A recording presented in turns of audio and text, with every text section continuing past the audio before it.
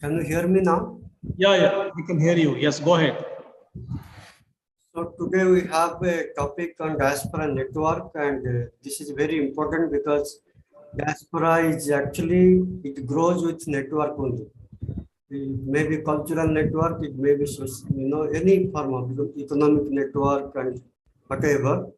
And you will know more about networking transnationalism also.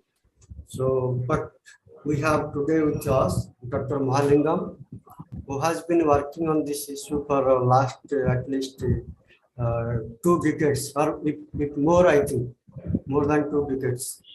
And he worked on colonial diaspora, especially the Tamil diaspora in Malaysia, with the supervision of Professor R.K. Jain. All of you know him.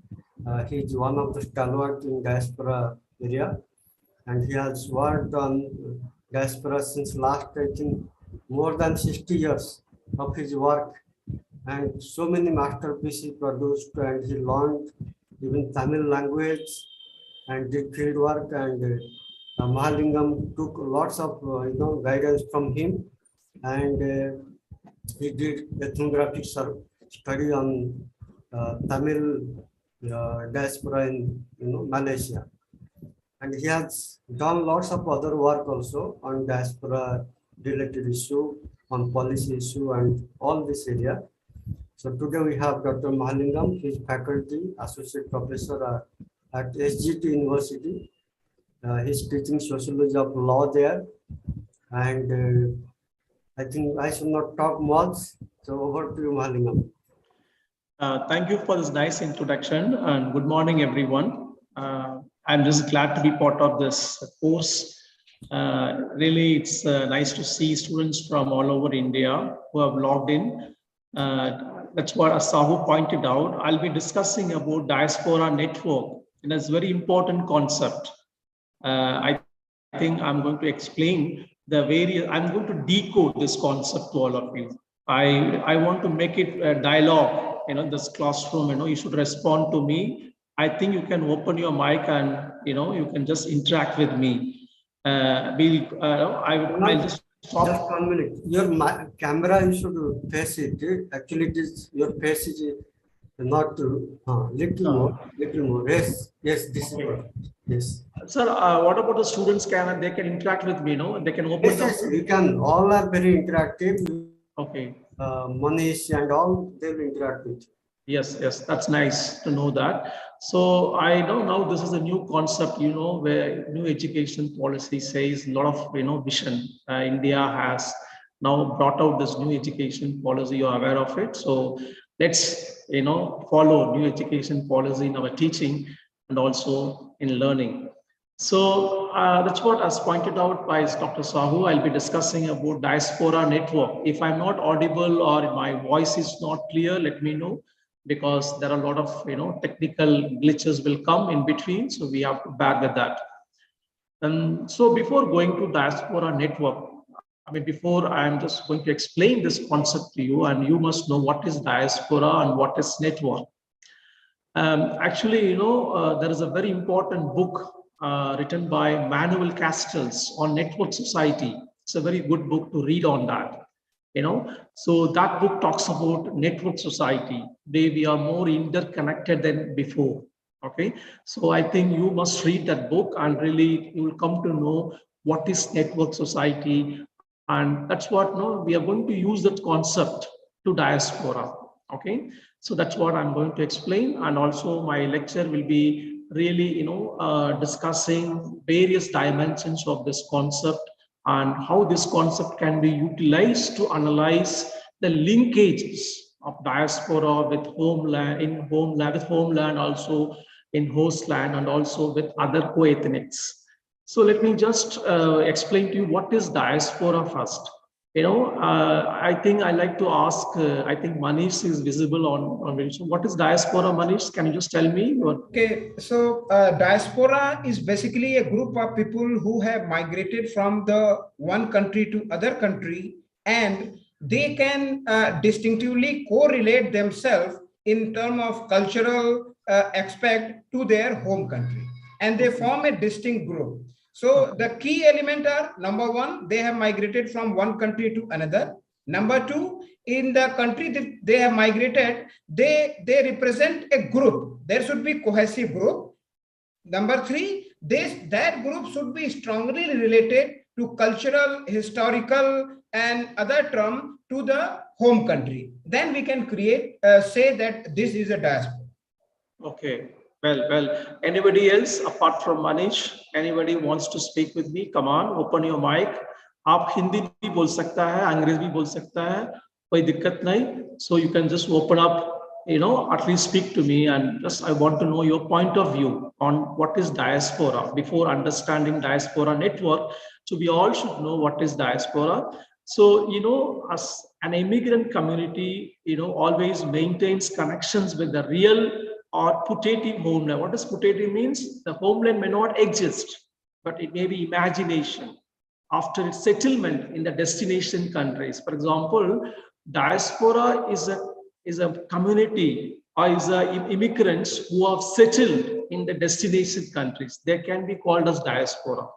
Okay, the migrant will become diaspora once they settle down in the host country and they become citizen of that country. But this concept, it is really growing. It's evolving.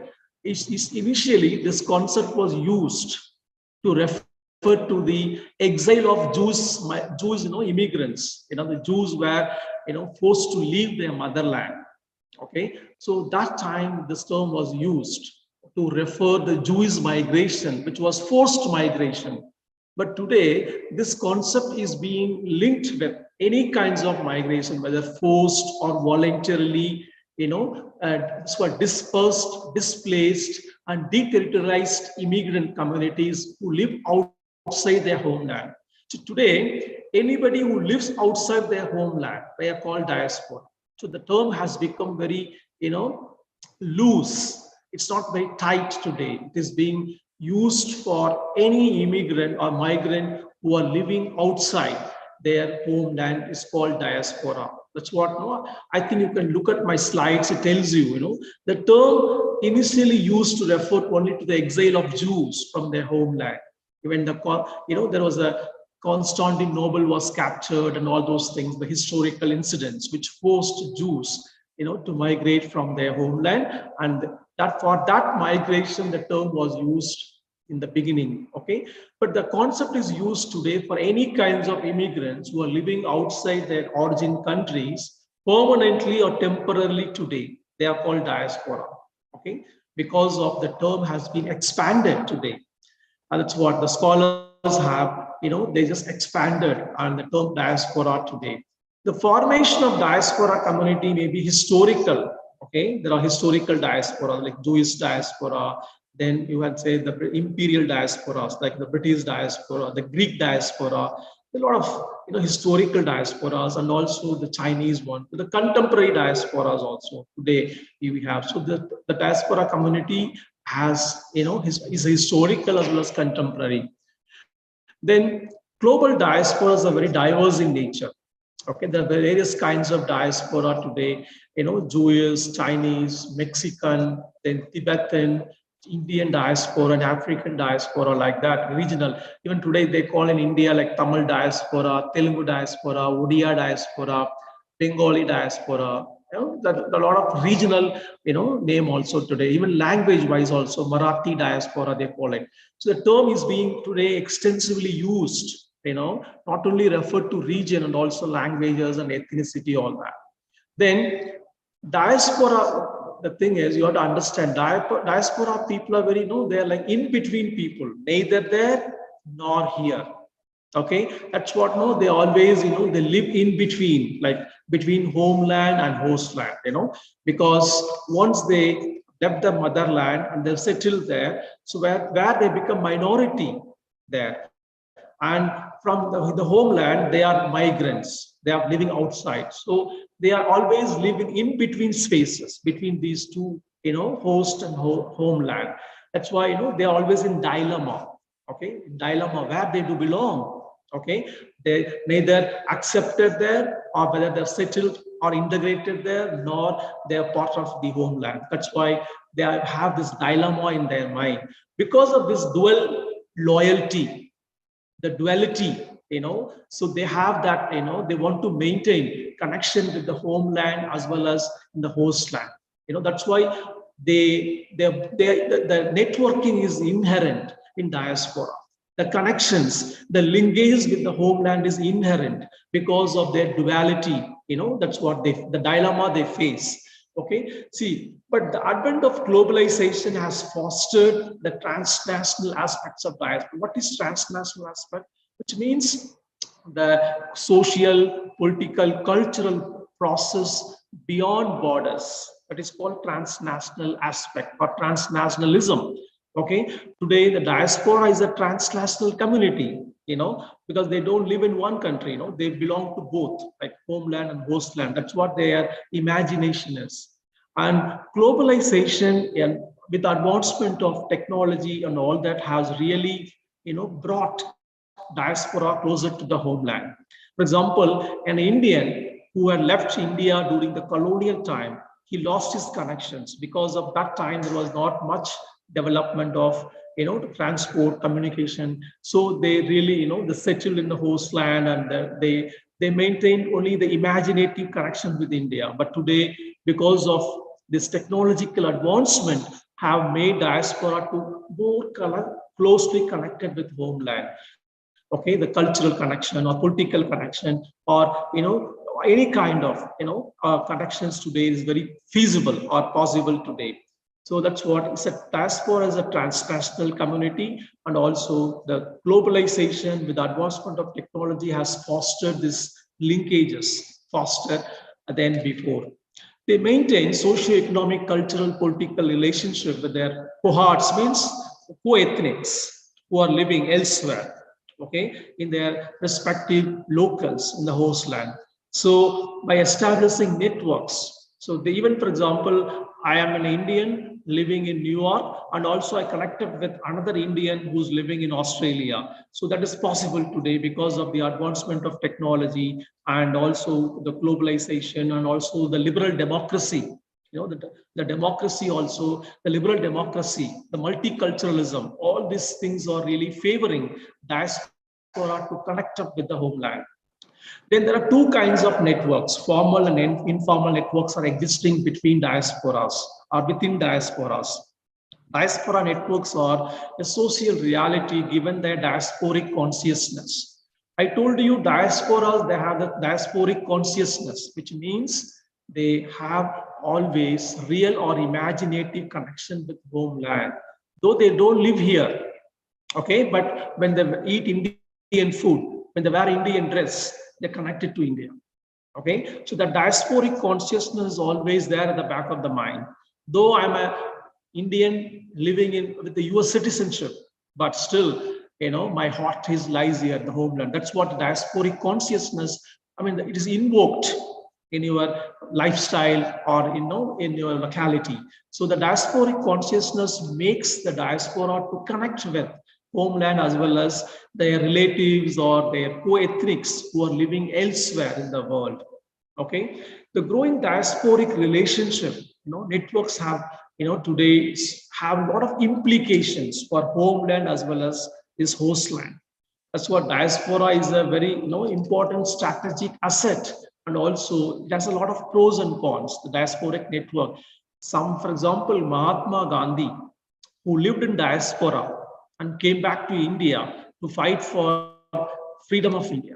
That is positive impact. There are a lot of negative impact also. For example, diaspora also funding, various, fundamentalism to spread in India. That also I will explain that. What are the implications because of diaspora engagement with the homeland? Diaspora network, that's what the positive, negative implications are there because of the diaspora networking, engagement with homeland. It depends upon also socio-economic status and engagement policy of the host and origin countries. Okay, the diaspora network or diaspora engagement is based on, the socio-economic status of the diaspora also. For example, the US Indians are more connected with India because they are highly placed, economically well off. They are a model minority, so they can connect back to India very easily. But for example, an Indian who's living in a very less developed country, in African country, they're not so connected with. So the policy and also the socio-economic situation also matters for diaspora to connect up with homeland. That also, you have to, keep in mind. The concept diaspora network has assumed significance given the fact of growing international migration today. Today, the migration is on the rise. We have various reasons. Voluntary or involuntary migration is on the rise for the past few decades. That is because of various, economic or political or cultural reasons that you have to be aware of. So just in these two slides, I was trying to explain what is diaspora. Okay, diaspora means an immigrant community who's living outside India and having connections with the homeland and also with other co-ethnics living elsewhere in the world. Okay, but the immigrant community was settled, integrated in the host land. See, that's why I said a migrant evolves into diaspora, an immigrant evolves into diaspora. Okay, diaspora means a person is not a citizen of the. There are two kinds of diaspora. You must know: those who have Indian passport, those who do not have Indian passport. Okay, those who have Indian citizenship, those who do not have Indian, they are also called diaspora. That's what we have to understand. There are various kinds of diasporas. The term is very, loosely used today. So today, let us discuss about the phenomenon of diaspora networks, its nature and characteristics, forms and types and implications in this lecture. After reading this unit, you will get an understanding of the phenomenon of diaspora network and its significance, the nature and characteristics of diaspora networks, and implication of diaspora networks. Okay, that's what you will be learning outcome of this discussion. What is network? Network can be defined as a web of social relationship or connections that exist between individual actors and groups. That is called network. What is network?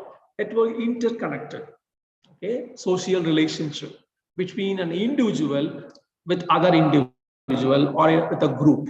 Okay, the members of the network will derive benefits from their participation in their respective networks. Suppose you are part of, a group which is working for the welfare of Indians in Odisha. Okay, then that's called what? You part of that group. The network develops. Okay, it's called social capital. In academic language, they call it social capital. Okay, which matters today. Diaspora tend to maintain the links or bonds among themselves given their common origin, ethnicity, and status in host lands. Diaspora tend to have a network because of their common origin, that is the Indian who are living outside, and ethnicity, the cultural difference, and also the status in the host land makes them to come together to develop that network among themselves.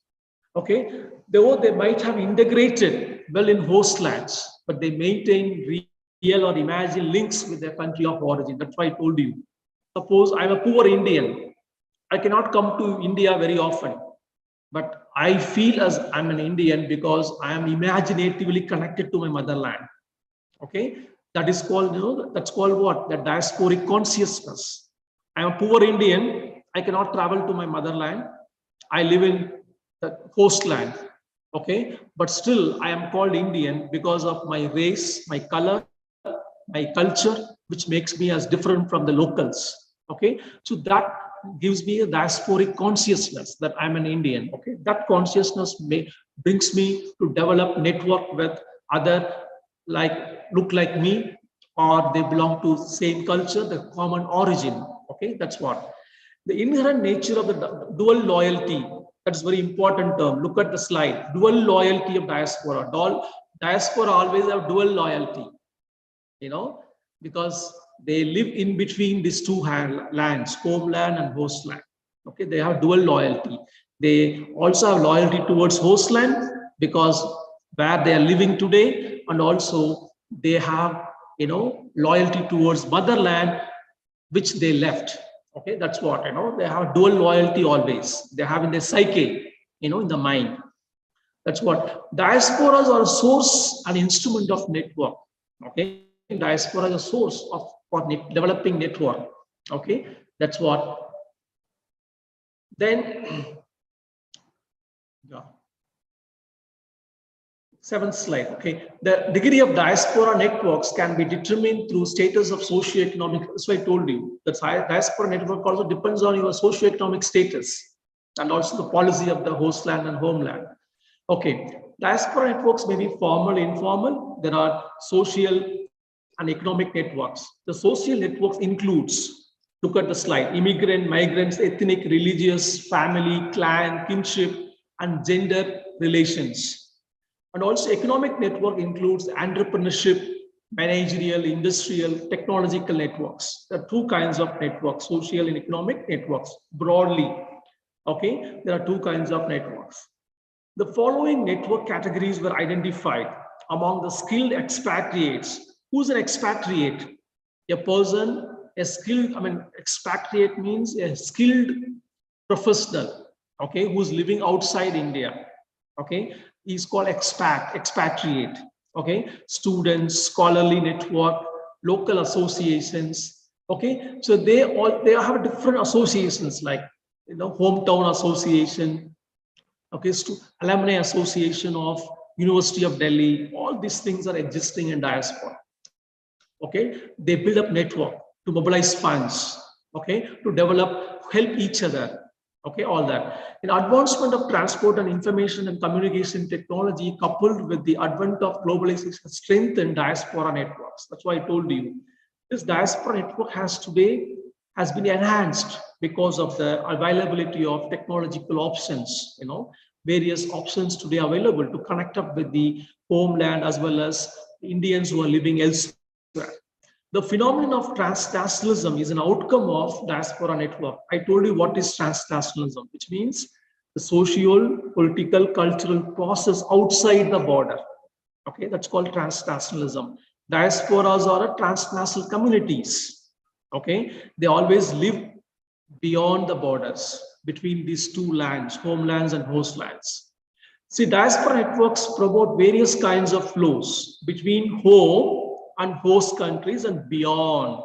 It's a tapping tool to channelize the resource of diaspora, because diasporas have, see, for example, you are an Indian, you have settled in US, you are a wealthy Indian who's living there. So you suppose you want to, start a business in US. Suppose a wealthy Indian who's living in India, okay, he wants to start a business in US. The diaspora will be more helpful to understand the market, because he's an Indian, you are also Indian, he lives there, he can give you a lot of knowledge about the functioning of the market, he can be a good partner, mediator, all that. That is what I said, resources of that. They are main resources for, in making investment and entrepreneurship, all that.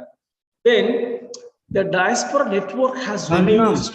Yes. I sent you the press PPT. You can download and share. This I can download that. Yeah, but before download it will take time. So I want to ask some questions. Like, for example, I want to know, like, for example, Manish, just tell me, I can see only Manish, how you understood my lecture so far. Just can you give me a summary of my lecture? What I was trying to explain? Yeah.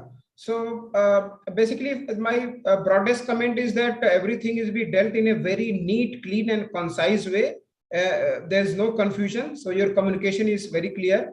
So basically, you have started with focusing on the migration and the historical perspective. And you have talked about what is diaspora, what are the influences of diaspora, what kind of relationship is shares with his home country. So I think we have a very clear and very good beginning. Yes, okay, yeah. Anybody else? Others apart from Manish? I want others all to speak with me. வணக்கம் doctor, நான் குவைத்ல இருந்து பேசுறேன், விஜயா. நீங்க எங்க ஸ்டோரியை சொல்ற மாதிரி இருக்கு. What? Just try to explain. Yeah, tell me. நீங்க டயஸ்பரா பத்தி பேசிட்டு இருக்கீங்கல்ல, எங்க வாழ்க்கையும் இப்படித்தான் இருக்கு. அத பத்தி தான் சொல்ற மாதிரி இருக்கு. Acha, that's fine. But you are coming from where?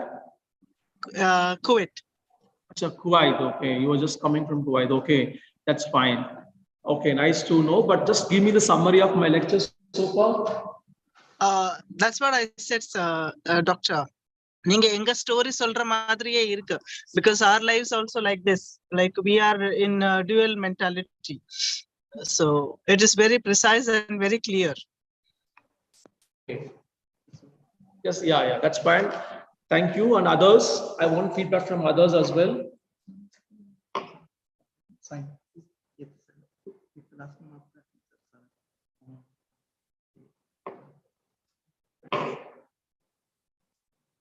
इसकी कैप शूटिंग थोड़ा सा डालना है आपको सर, जैसे एक करते रहो लाउंड नंबर 30 के कैप्स ये की पता 66 में 66 86 डबल 6 उसके बाद हो गया और right time. Yeah. Okay. I'm just downloading the file. Give me a minute. Others also can. We got to Vijay Nair. Acha, he spoke to me. Vijay Nair spoke to me, I think, from Kuwait. What about others?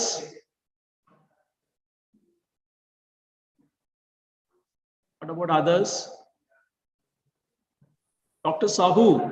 Yeah, sir. Good Yes, morning. yes. I'm Swadesh, speaking from Telangana. Acha, okay. Sudesh, yes. Yes, Sudesh, Yeah, go sir. ahead. Yeah, sir. It's a diaspora. Lot of Telugu diaspora organizations working in UAE. Okay. They are giving support to migrant workers when at the problems facing in the destination countries. Okay. And that's what I'm going to talk about the Gulf area also. The Gulf people, they are not citizen there in the host land. So they have strong network than the Indians who are living elsewhere. Because in the Gulf region, you don't get permanent citizenship. So you have strong connections with the homeland as well as the Indians who are living elsewhere, because you have to come back. Well, at the end of the day, you have to come back to your motherland. So the Gulf diaspora has strong diasporic networks among themselves. Okay, that's what I just want to just raise here. Like I wanted to speak with Dr. Sahu. Dr. Sahu.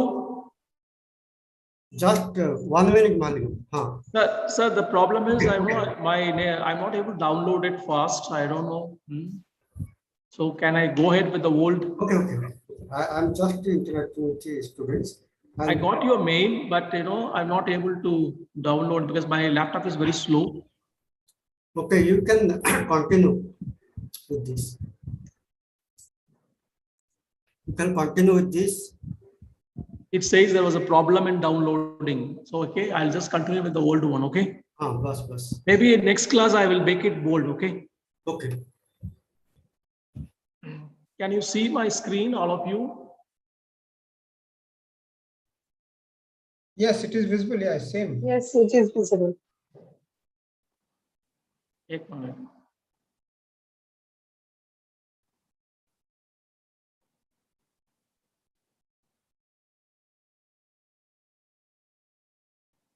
Achha, now can you see me the slides? Yeah. Can you all see my slides? Yeah, it is in the same way as it was appearing earlier. Yeah, that's what. I'm not going to make it bold. I'm going to use the old one. So you have to take pain to read it. Yeah, because I could not download the revised, the bold one. Okay. So the diaspora networks, what happens, actually, I'll tell you one thing. Before the globalization, the Indians who left the country and they settled in US or elsewhere in the world, they have just made their life very prosperous, or they become very prominent in those countries. But we have lost those good brains from India. The brain drain happened. There was many intellectuals. They left the country looking for better opportunities, and they left the motherland after studying from IITs and AIMS, National Institute of Technology, all that. And they left, the 60s, 50s, I'm talking about. 70s or up to 80s, we have lost many intellectuals, best brains of the country. Okay, that's called brain drain. Brain drain was there that time. But after this globalization, the 90s and opening up Indian economy, all that, so, and also the advancement of communication technology, cheaper communication technology, these have really, helped to reduce the brain drain. In fact, diaspora networks have reduced the brain drain into brain gain. Today, India is gaining. Okay, for example, Google CEO Sundar Pichai, okay, or Satya Nadella, all these people, they are supporting India's growth by being there. Okay, because of this diaspora connections, the networks. It was not the case before 80s in India. Okay, so the diaspora networks, have really reduced this kind of brain drain, and they converted the brain drain into brain gain. That is very important. So also the diaspora networks are catalysts for entrepreneurship. Okay, that's what today, the diasporas have invested in India in various sectors because of LPG, liberalization, privatization, globalization of Indian economy. Since 1991, they could invest in India in various sectors, health sector, for example, various hospitals run by the NRIs, non-resident Indians, and also diasporas. Diaspora networks can facilitate trade and investment links between their home and host countries.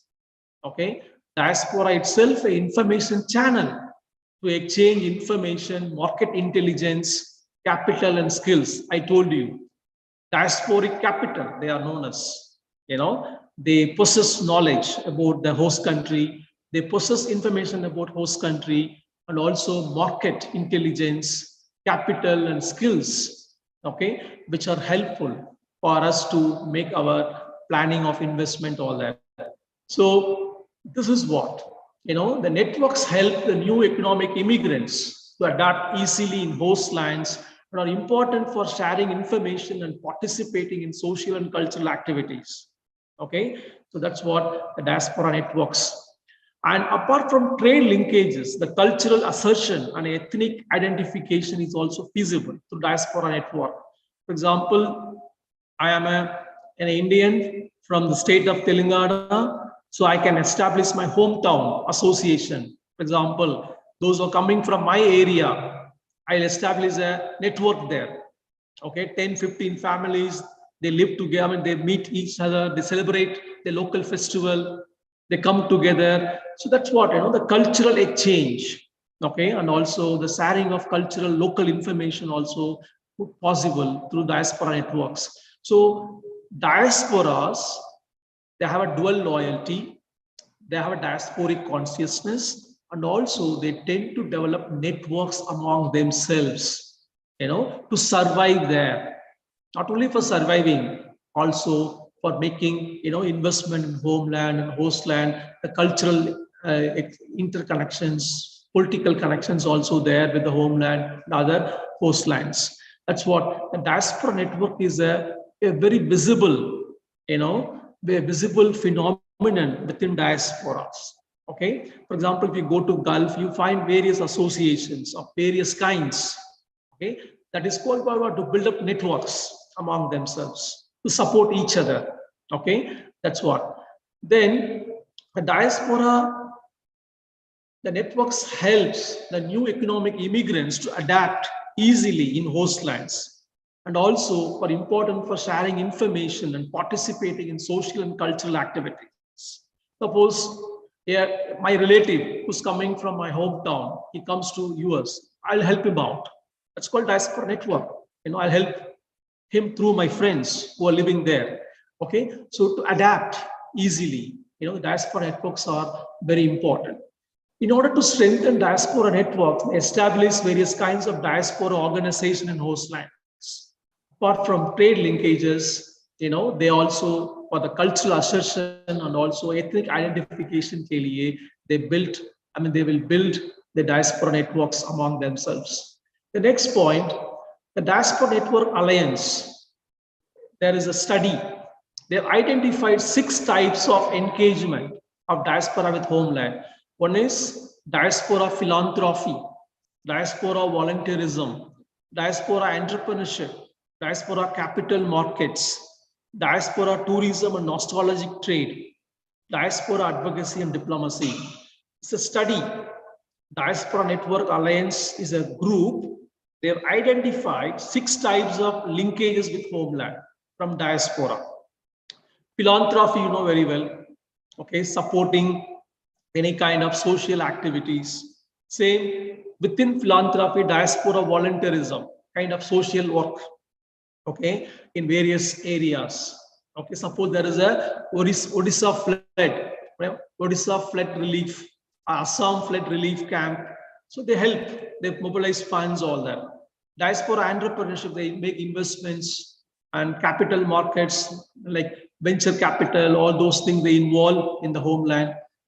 Then also the tourism, they come to visit pilgrimages. They go to Vaishno Devi or other places, you know, in Himalayas, Haridwar, all these places. Then diaspora advocacy, you know, the Indian lobbying, you know, in US, in London, in UK, in various countries, Malaysia, even Gulf. But Gulf, though, they may not have Indian lobbies because they are not voting there. Okay, there is no voting. The voting rights they don't have. So, but in other countries, Indian lobbyists are there. Okay, they will lobby for Indian welfare, Indian rights in the host lands.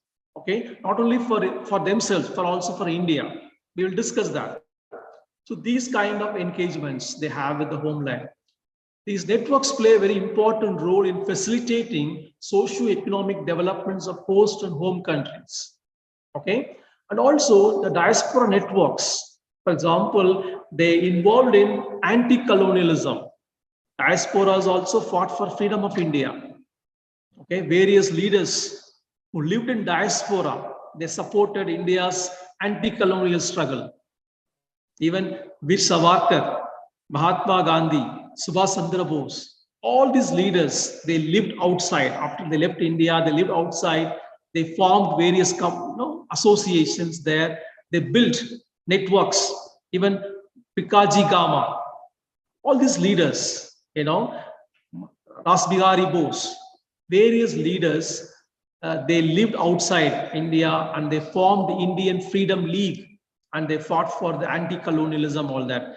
And also, they also fight for separatism. For example, Khalistan movement, the Sikhs in Canada, okay, they want separate Khalistan, you know, they are this kind of separatism also they're supporting through diaspora networks. And also political change.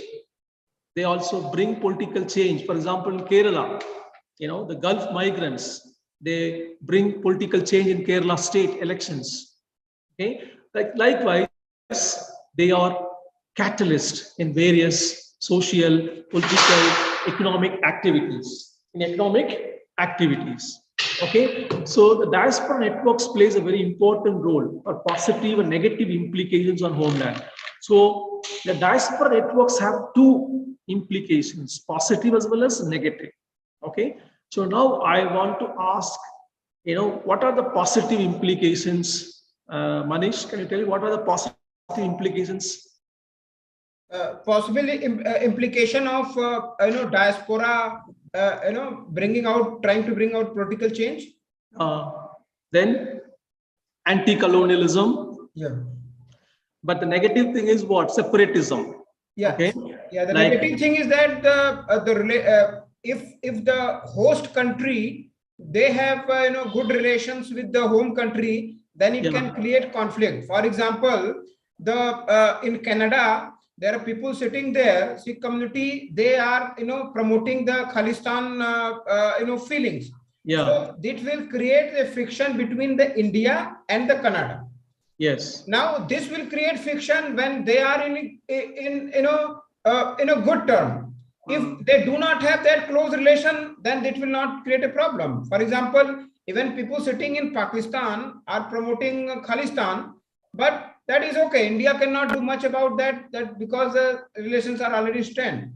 Yeah. One another example is that the Turkish community in Germany, Now it is surprising that in Turkey, when the elections are taking place, the Turkish president and MPs go to Germany to campaign, you know. So that shows the power of the diaspora. But this could be a risky deal, you know, sitting in a host country and trying to interfere in the internal affairs of a home country. This could be risky. Sometime it could be successful, sometime it could be not. For example, if you take the case of LTTE, during those Prabhakaram days, there was a lot of support from the Scandinavian country like Norway, Sweden. A lot of Tamil communities there.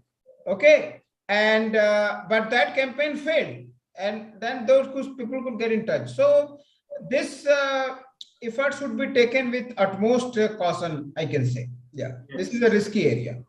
Yeah, what about others like Sudesh? Can you just respond, Sudesh? What are the negative implications, positive implications of diaspora involvement? Yeah, our political people are always looking this kind of selfishness. Okay. Howdy Modi, and these are programs only they are focusing their political aspirations only. Okay. Sometimes they're offering investments purposes only. Visiting these foreign countries. Anyway, it's a kind of good networking to develop India financially. Things. What about Vijay Nair? Vijay is there? Yeah. So see, now I'm just we're just discussing the global scenario. Okay. We are going to just discuss first the global, then we come to India, how diaspora networks are existing at the global level. Okay, then we will come to discuss about diaspora networks in the Indian context. Okay, the global level, for example, like diaspora network. Sir? Yes, Vijay? Am I audible? Yes. Sir, I am Harjinder Singh from Punjab. I am pursuing PhD from Punjab University, Patiala. Okay. As far as these positive and negative impacts of diaspora is concerned, we have already deal with the business opportunities which expand by the diaspora, investment opportunities, and these negative aspects of separatism. Yeah. Separatism. You come from Punjab, Punjabi diaspora, yes, Sikh diaspora. You tell us about the negative aspect. Yes, yeah. Yes, sir. Sir, but the thing is that I think the negative consequences of diaspora arise when there was a involuntary migration. Okay. Yeah. When the people have to fly from their destination country involuntary by any force, then hello, and the diaspora is formed by voluntarily migration, then this will be more fruitful and it affects positively to the destination as well as the host country. Yeah, that's what my point is. The diaspora networks are, positive as well as negative for both homeland as well as host land. Okay. For example, the recent farmers movement, they got support from diaspora, and also in Punjab, the killer, the Musiwala killers, also from the outside, Yes, sir. There is a transnational network of all these gangs. Involvement. Yeah, that's what now it is very possible because of the cartel. Yeah, it is possible because of this diaspora networks. Okay, they built across the borders. Okay, that is today is very easily accessible, feasible because of lots of technological advancement and other policy lenience. That's what we have to understand here. So the next segment I'm going to speak about the diaspora networks at the global level. What is a global scenario? Okay, so international migration has risen for the last few decades. The World Migration Report says that in US alone, Okay, a lot of migrants are come from outside. Okay, still in the world, US remains the favorite destination country for international migrants, having 50.7 million international migrants. So the networks among the immigrants facilitates adoption as well as to settle at ease in the destination countries. Over a period of time, they become a settled immigrant community or diaspora community. Okay, so diaspora means, I said, it includes all the temporary and also the permanent migrants, immigrants who are living in the host country. That's a simple definition. Okay, diaspora today, the term is used to refer the permanent and temporary immigrants who are living outside their homeland. Okay, that is called diaspora. I hope the concept is clear. And diaspora network also very clear. Diaspora network means the diasporas, they form various groups, alliances, for facilitating social, economic, cultural, political, process or linkages with the homeland.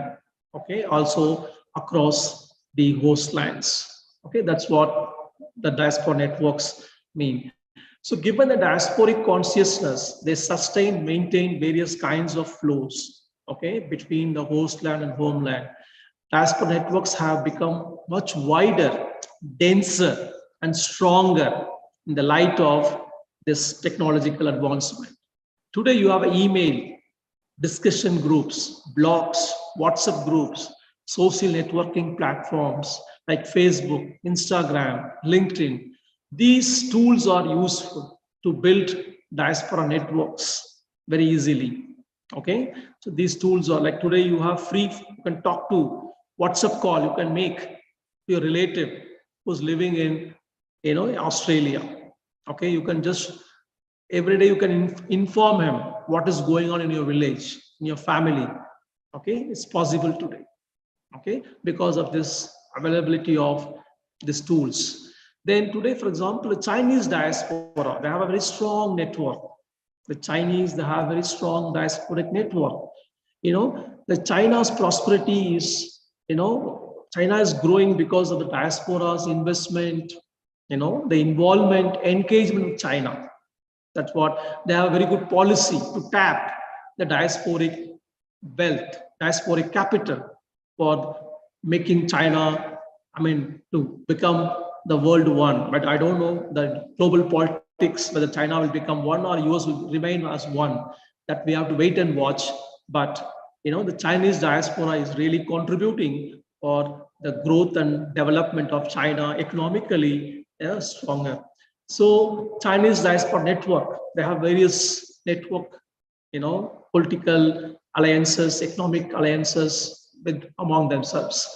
Then digital diaspora, that's what digital diaspora means, the diaspora which is using all these ICT tools to build networks among themselves. Instagram, Facebook, WhatsApp, the social media, okay, in which you find diaspora conversations, discussions on politics, cultural, other, linkages. So the digital diaspora means an Indian immigrant who's, very often using these tools to build up, their connections with the homeland. Okay, that's called digital diaspora. It's a new term, digital diaspora, economic diaspora, political diaspora. The term has been, extended to in various segments. The proliferation of digital diaspora networks has closely bound the diaspora communities with homeland. That is true. The digital connectivity has improved, the connectivity with the homeland. After the advancement of ICT, the clot of diaspora has increased. That's very important. You have to note this point. 2016-17, there is no involvement of Indian diaspora in Indian politics. But today, there is a lot of, political interference. They are participating in. Yes? We have to complete by 12:10 maybe maximum. Yes, sir. I will wind up. And can I continue the remaining the next class? Next class, you see, all they have no time actually. We have to complete one on. So you quickly can overview. Okay, I'll do that then. So I'll take 10 more days, 10 more minutes, then I will just give an overview of this topic, this concept. So the ICT tools have really today is useful to connect up with the homeland to build up diaspora networks. For example, the skilled knowledge, intellectual, academic, scientific diaspora, okay, the scientists, okay, their networks are really helping the developing countries to advance their research as well as to make their homeland to become, economically prosper. There are a lot of, high skilled migrants. They have built their own network, contributing back to their motherland. Okay, that's what the scientific diaspora means. The scientists, they are supporting the scientific advancement, research advancement in their home countries. For example, there's a study by Saxenian study highlights international ethnic professional networks in facilitating knowledge transfer, that is called brain circulation today. Okay, the knowledge is being transferred today. Okay, I'm a scientist working in NASA, but I'm helping an Indian scientist who's developing his research in India. So there are a lot of scientific it's called brain circulation today. Okay, so this kind of exchanges are common today. Okay, the student scholarly network, local associations, even UN, they have started a program called the Transfer of Knowledge through Expatriate Nationals program, TOC10, which helps the scientific diaspora to exchange their knowledge for the growth and development of their homelands. Okay, this kind of developments you can see. For example, these are the associations you find: Thai professional in America and Canada, Philippines, the police. Okay, all these Palestinians, they have their own associations to support back their homeland. Okay, so likewise, they have in India also, for example, South African Network of Skills Abroad. Okay, this is a association which supports South Africa to develop and to emerge as an economically stronger country in future. So likewise, this kind of, then coming to the Indian context, Chinese also, they are supporting, China's, it's called Bamboo Network. See, Chinese are living in Hong Kong, Indonesia, Malaysia. They are built up this Bamboo Network to support China's growth. Yeah, okay. So this kind of diasporic networks you can find. The next, coming to the diaspora networks also have accelerated long distance nationalism, which means the increasing political activities, okay, by diaspora community in their homeland. That's called long distance nationalism. The term was coined by Anderson. Benedict Anderson has coined this term. Okay, long distance nationalism means the political activities of the diasporic communities with the homeland. Okay, so global diasporas are supporting various political movements. For example, LTT's support for Sri Lanka's civil war, all that. I mean, the Tamil diaspora support for LTT, all that. The Kosovo Liberation Army getting support from the Kosovan people, all this. Okay, so that's called long distance nationalism. Then coming to the Indian context, okay, the Indian diaspora has, evolved from labor diaspora to, the highly skilled diaspora. Today we have Indian scientists, doctors, various IT professionals. The image of Indians today have changed from labor to highly skilled immigrants. Okay, so they are contributing for India's development in various ways. For example, you see, in 300 influential non-resident Indian business people, 150 other very rich, prominent Indians in the United Kingdom. They are, like, for example, the sugar industry, Madhavani, Lakshmi Mittal, Lord Swaraj Pal, all these people, they have the industries in India.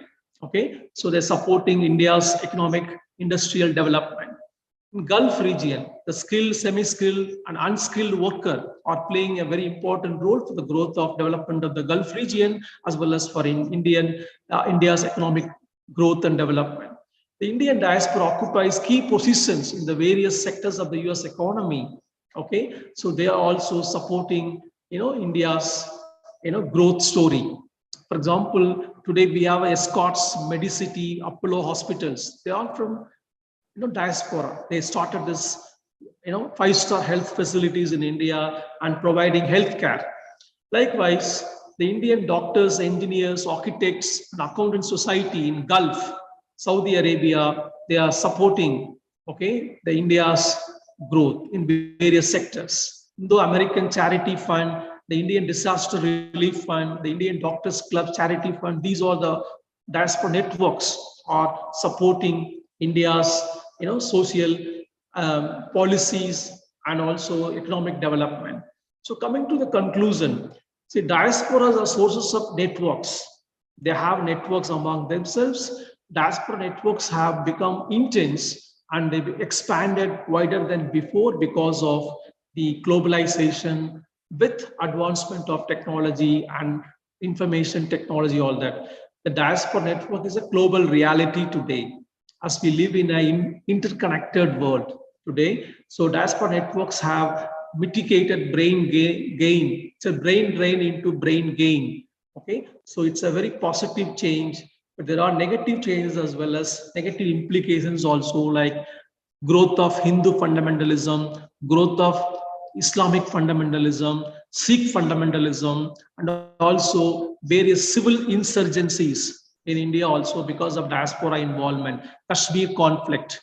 All these things are due to some diaspora involvement. So there are negative, positive implications for India, but diaspora networks are, growing because of the increase of international migration of Indians in recent decades. So with these words, I'll stop here. Now the floor is open for question and answer. Okay, you'll get the PowerPoint and also you will be getting your notes for this particular topic. So you can read well, and also you can read a book on diaspora, democracy and development by Deves Kapoor. Okay, if you read this book, then it will give you the diaspora engagement with India, political engagement, economic engagement, and also the cultural engagement. That's what I want to just inform you today. So hope you all have enjoyed this class, and also you have learned a lot about this involvement of diaspora with India and also in host land. Yes. Dr. Mahanandam, this is Abha Mishra from Odisha. Yes. I just had one question. You mentioned about, scientists having their networks and all that. Is that academic linkages or it is a personal linkages? The reason why I ask this question is, sometimes when you are working in an institution, there are checks and balances of how much you can share and what you can share. So I just wanted to know something more about how does it work out when we are talking about diaspora. That's what I'll tell you. For example, there is no structure. I mean, there is no formal structure as such. But actually, government of India has a policy to invite, the Indians who have proved themselves outside. For example, scientists from NASA, scientists from various research establishments. They can just come and they can help India. They can just give the expertise, to support our research. But maybe they will not give you the secrets. I mean, that is not legally ethical, but at least they can guide. For example, Sam Pitroda, he actually is from US. He supported Rajiv Gandhi for, bringing in telecommunication revolution in India. Likewise, but these kind of networks are mostly informal, and also the Indian government now they have a formal policy also to invite or to bring those expertise to develop our research establishments in India.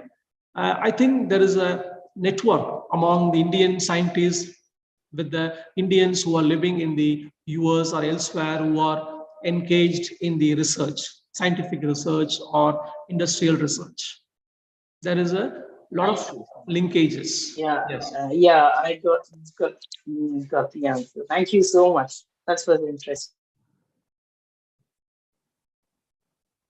Yes, any other questions? Thank you. I mean, it's really good to know the questions, It also, helps me to think and also to read further, to research further. Yes. Yeah. Your research Now you have talked about you have bifurcated the relation of diaspora with the home country in various stages, like influencing the political process, scientific community, philanthropy, and all those things. Seven, I think you have mentioned. So whether they are in a hierarchical order, like a person can fulfill this, then only he can go, like the Maslow lead hierarchy theory, or it is totally independent of each other. Yeah, that's what, say, for example, there are a lot of non-profit organizations independently working. Okay. And also, for example, I am an MP who's part of the UK government. Okay. So I can also, bring India's, for example, I can take up Indian issues there. Okay. The India's, for example, now maybe in future, India will become one of the permanent member of the Security Council. It's very possible because now our Indians are, occupying key positions in the US government, in UK government. So they may bring change. That kind of change is possible. So it's a formal and informal both. I mean, some are doing it independently. Some are also being part of the government or being part of the industry. They also support it. That's what. That's why I said there's a formal, informal networks, okay, which are supporting our growth and development in various sectors in India: health, financial sector, capital market, industrial establishments, research also. Now, Indian higher education, okay, they need such expertise to develop, to make India, land of, what do you call that, skilled laborers we have to produce, okay. That's what India is trying to do. The new education policy needs, such kind of people to support, to implement very effectively, okay. That's what. So my point is there are formal and informal networks, independent and non-independent networks are there between diaspora and the homeland. Okay, now my another issue is that when a diaspora really becomes very strong, it has developed very strong tribe relationship with the home country, basically in the economic and political. What are the interplay between the diaspora and the host country? Because in that case, the host country will start looking at them with the suspicion. For example, during World War I, or I guess World War II, whatever, the US government, basically, they put the Chinese, in a separate camp, even though they were their own nationals. They looked them with the suspicion. So how that interplay take place? That's true. That's true. I agree with you. But see, that's what they have, this dual loyalty.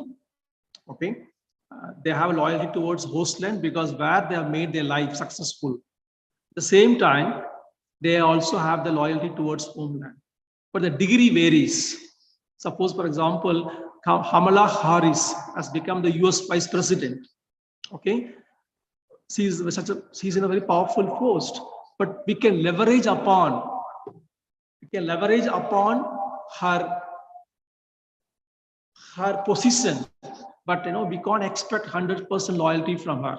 Yeah. Okay, so there is a you have to make a decision. It's a degree. The degree varies. The loyalty degree varies. For example, I'm the first generation migrant. I have more loyalty towards motherland, but third generation will be more loyal to the host land. At the same time, they will take up the Indian causes as well. But the degree varies from generation to generation who are living there. The degree of loyalty. Because what happens, people here in the home country, they believe, for example, right now we are talking about Rishi Sunak, who could be the possible UK PM. So people here in India may be thinking, oh, if he becomes PM, then he will do something for, he will take pro-Indian initiative, which it will not work. Similarly with the Kamala Harris, she is loyal to her home country. That's why she was elected VP. Now, my other thing is that what are the steps the home country can do to win and unite the diaspora? That's what the India is taking lots of steps to connect up with the diasporic people. It was started with Atal Bihari Vajpayee, who was the one who appointed a committee to bring diaspora closer to India. Okay, Atal Bihari Vajpayee took the initiative. He was the one who appointed a committee. They compiled a report on, the Indian diaspora. So that's the first initiative. So, but still we have to make strong policy to connect up with diaspora, because we have a lot of bureaucratic, issues which stops India to become more closely connected with diaspora. But still, now it is improved than before. We are just expanding our engagement with diaspora. The coming government maybe is still, they will take it forward. Okay, Malingam.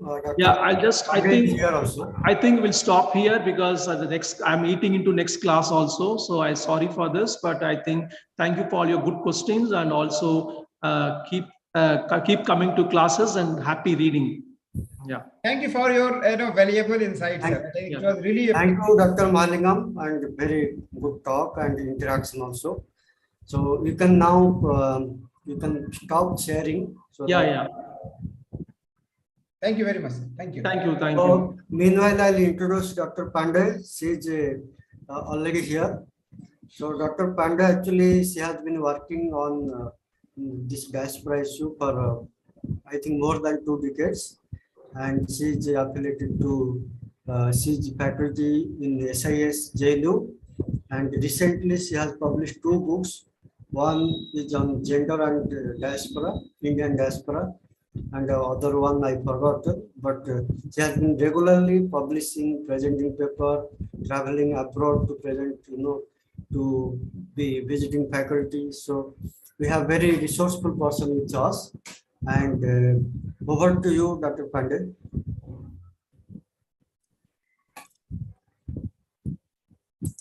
Can you please share the PPT?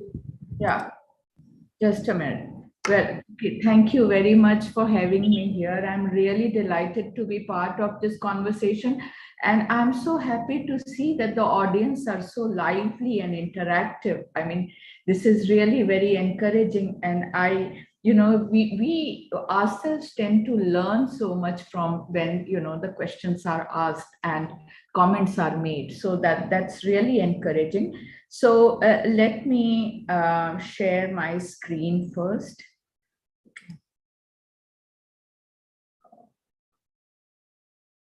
This. Can you see it? Very much visible. Visible. Huh? Yeah, visible. Very much visible. Okay. So, yeah. Okay. Just a minute. Yeah. So this is the way it is going to be, Mahalingamji, Sadaji. Yes. You can have 40 minutes presentation and some answer. Okay. Thank you very much. Thank you. And so this is actually, this class is, I think, is just a continuation of the last class. I feel that way, because this discussion that was being made in the end of that class actually is about transnationalism, and actually takes the that discussion forward into this class. So in the last class, in the end, you discussed about the diaspora political participation and how the diasporas are viewed, and what type of engagements diasporas have, like philanthropy or other kind of engagement. That discussion touches upon this whole concept of transnationalism and transnational citizenship.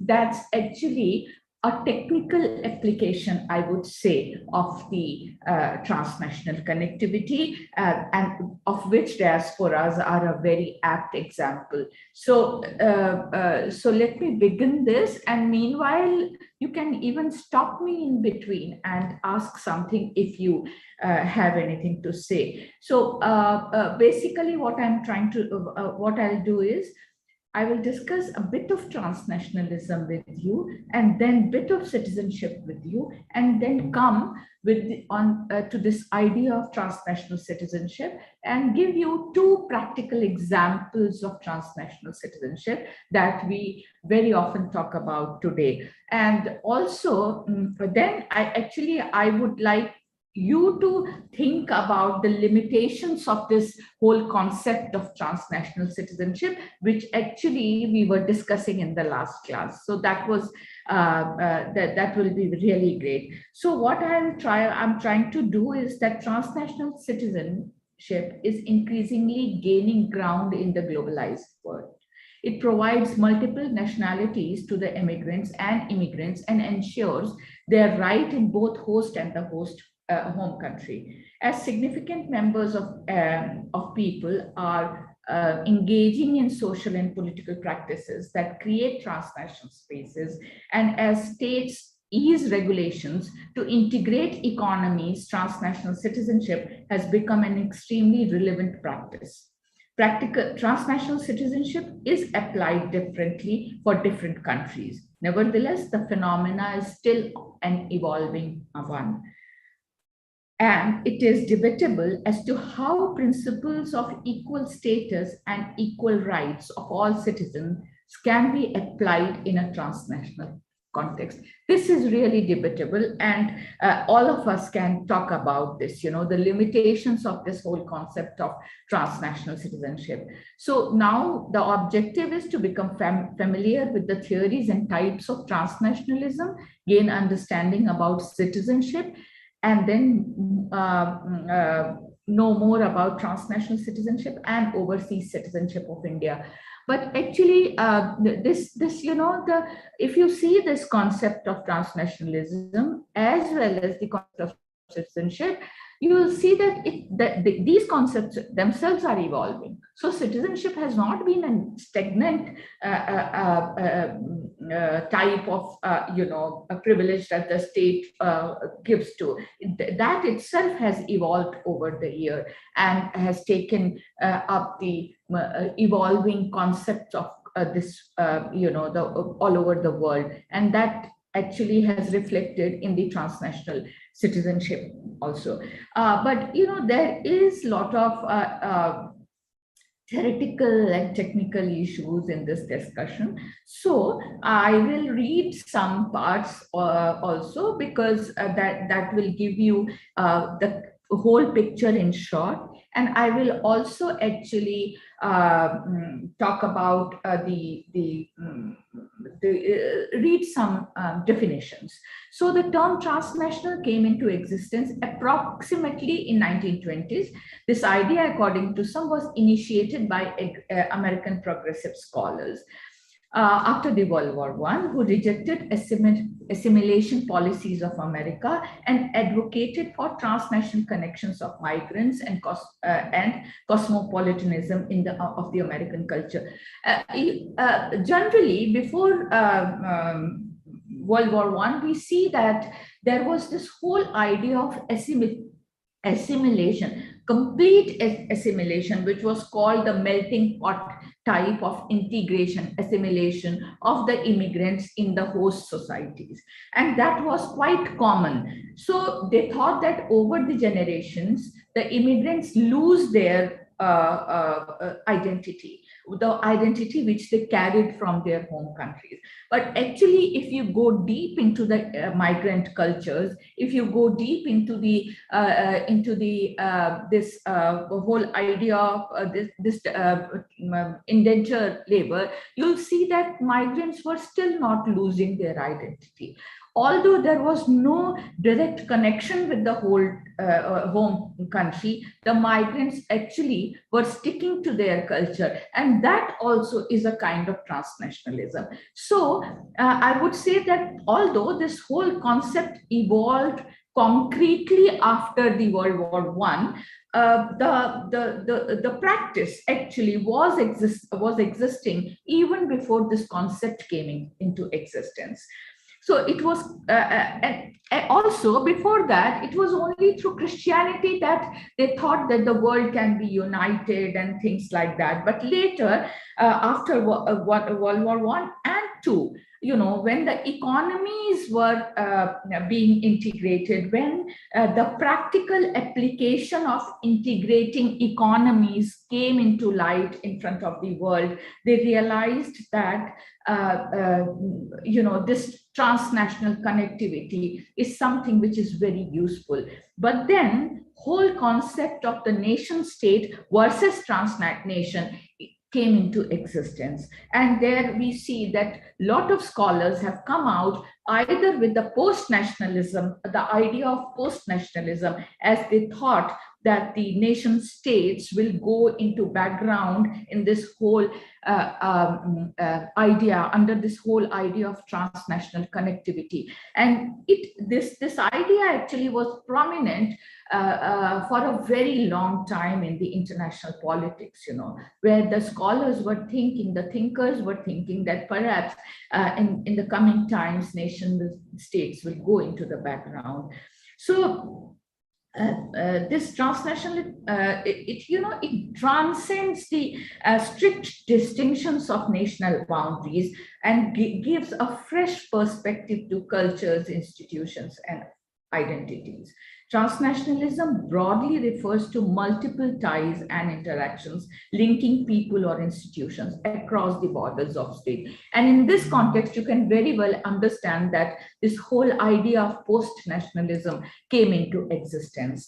Now, like in the last lecture, you heard that this modern communication technology and travel and other transportation technology played a very important role in this diasporic existences, diasporic identities, and it is true for transnationalism also. More and more these technologies evolved, we came to, we know this transnational connectivity became common with the homeland, not only with the homeland, but also with the co-ethnics around the world.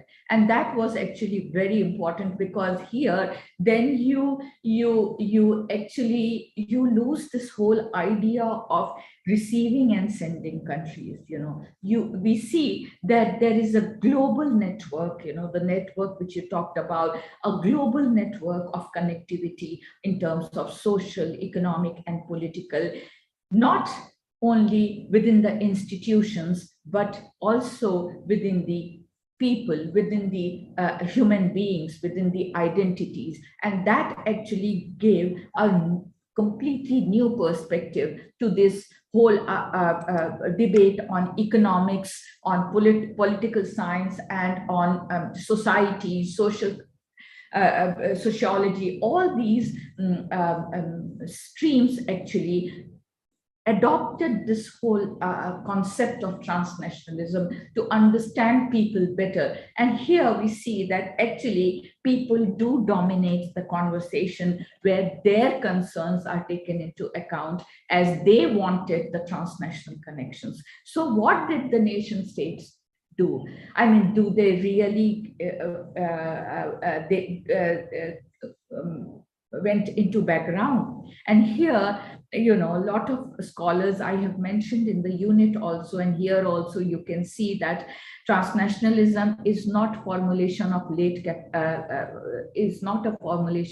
capital or globalization, but rather has existed as a constitutive dynamic part of migrant experiences. So transnationalism also, although it was dominated much by the economic conversation, the scholars think that it was the migrant experiences, it was the migrant necessities that actually brought this whole concept into prominence after the World War II.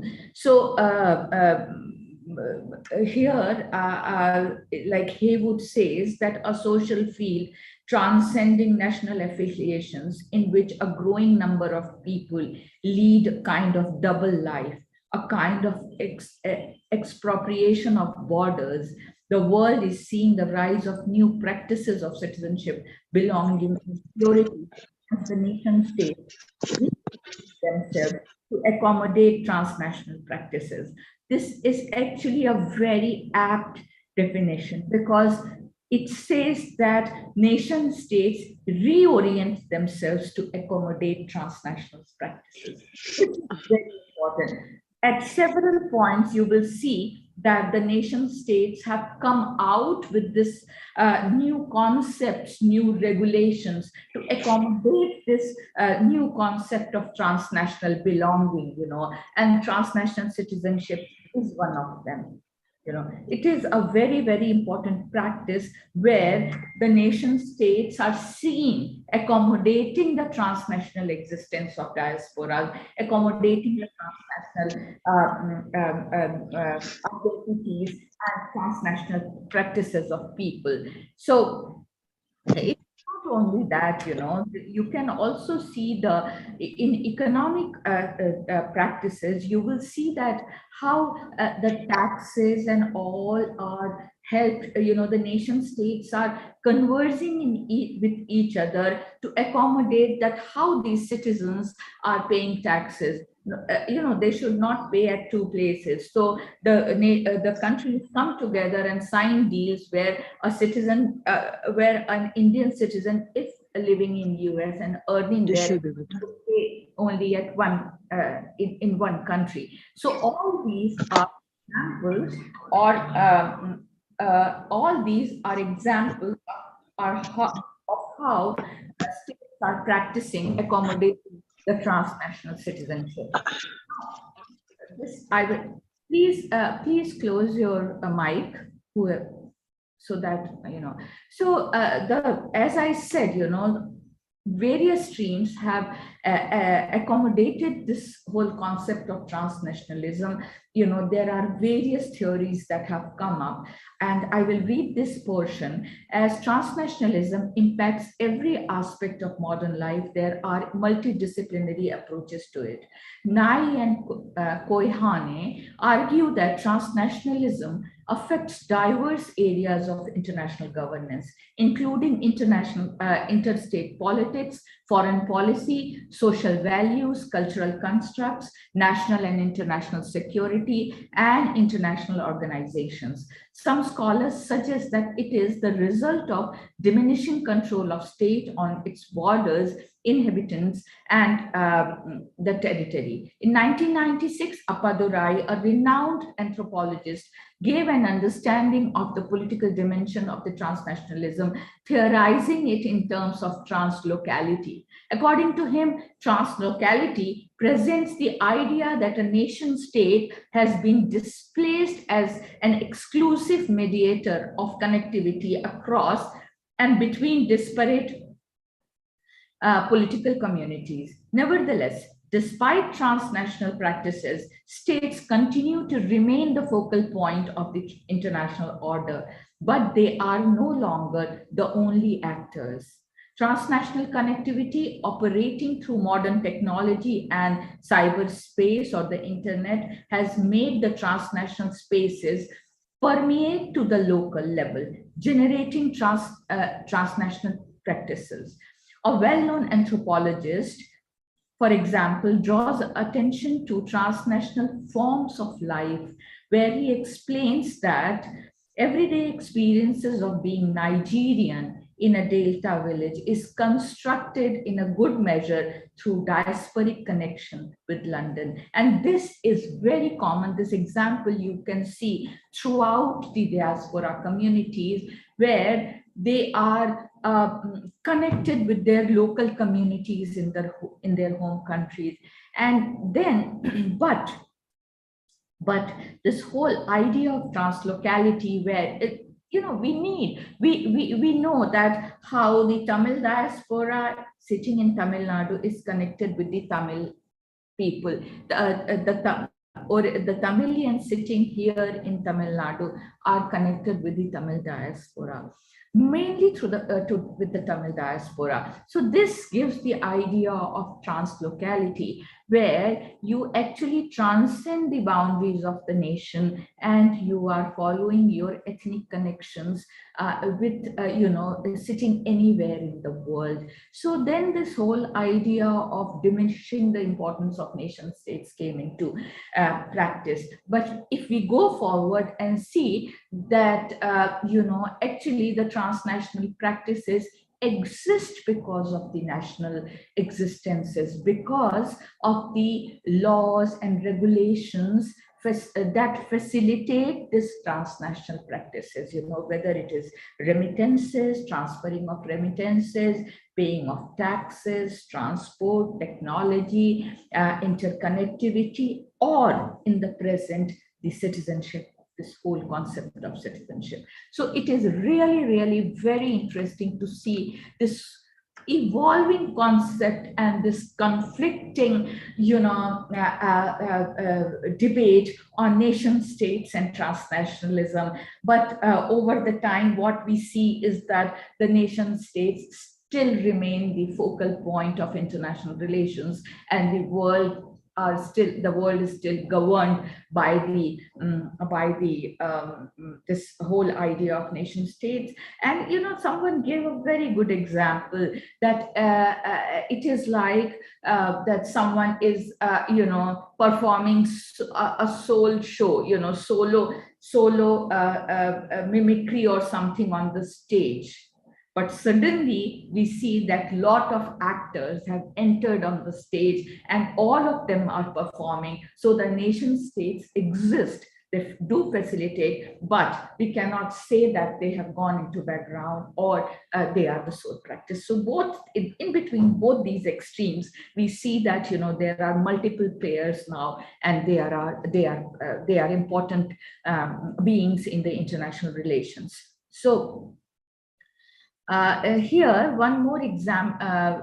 In reality, studies have found that the better integrated educationally and professionally an immigrant is, the more likely he or she is to engage with the transnational practices. And this is an answer of the last question that was asked in the last class, because it is, this whole concept of loyalty has taken a new form.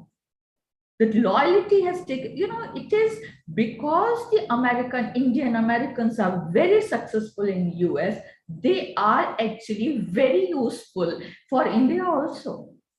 It is directly linked to the success of the diasporas in the home country, host country, with their transnational connectivity with the home country. Today, the Indian Americans are actually facilitating India with its policies in the implementation of its international policies, whether it is nuclear deal, whether it is the Pokhran, the post-Pokhran sanctions, whether it was the nuclear deal with the US. Everywhere we see the diasporic presence playing a very big role. And why and how? It is because they are so powerful and successful in their own, in the host countries, in their own countries. After a few generations, the host country actually become the home country, yet the connectivity remains. And these are some very, very interesting ideas that the students can work on, that how after 2 generations, host country becomes the home country, yet the transnational connections remain. So this is really interesting to see how the very successful diasporas remain they are actually very successful in their transnational existence also. And Indian Americans are a very good example of this. So, this portion, I think I will leave because we have limited time, I think. Here, actually, it is also the discussion here about types of transnationalism. We see that we have seen that economic, we have seen political, we have seen identity, we have seen social, all kinds of transnationalism. But we also see the terrorists.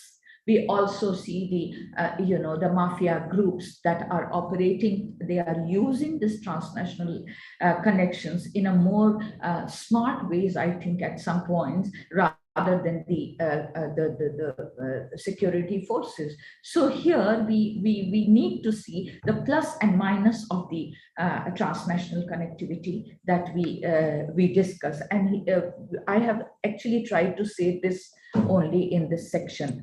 So in next discussion, I would like to discuss the citizenship.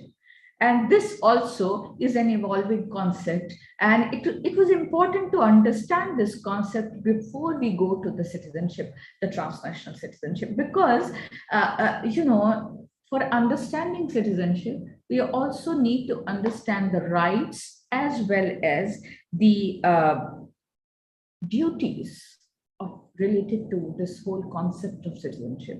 Although we very often talks only about rights, and in the present context, if you see the rights of citizens to have the government help or the government funding, you know, when they are in the lower strata, those are very important.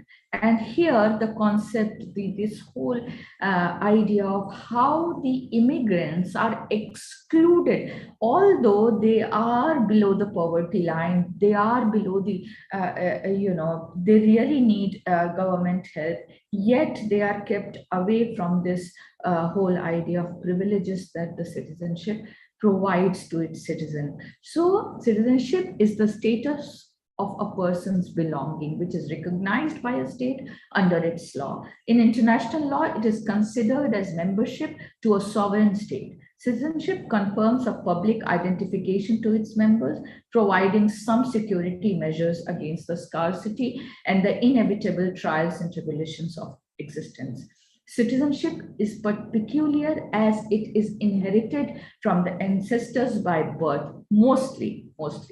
While citizenship is viewed as a universalistic right of collective wealth, we acquire citizenship by birth. Citizenship is most adequately interpreted in terms of both rights and obligations.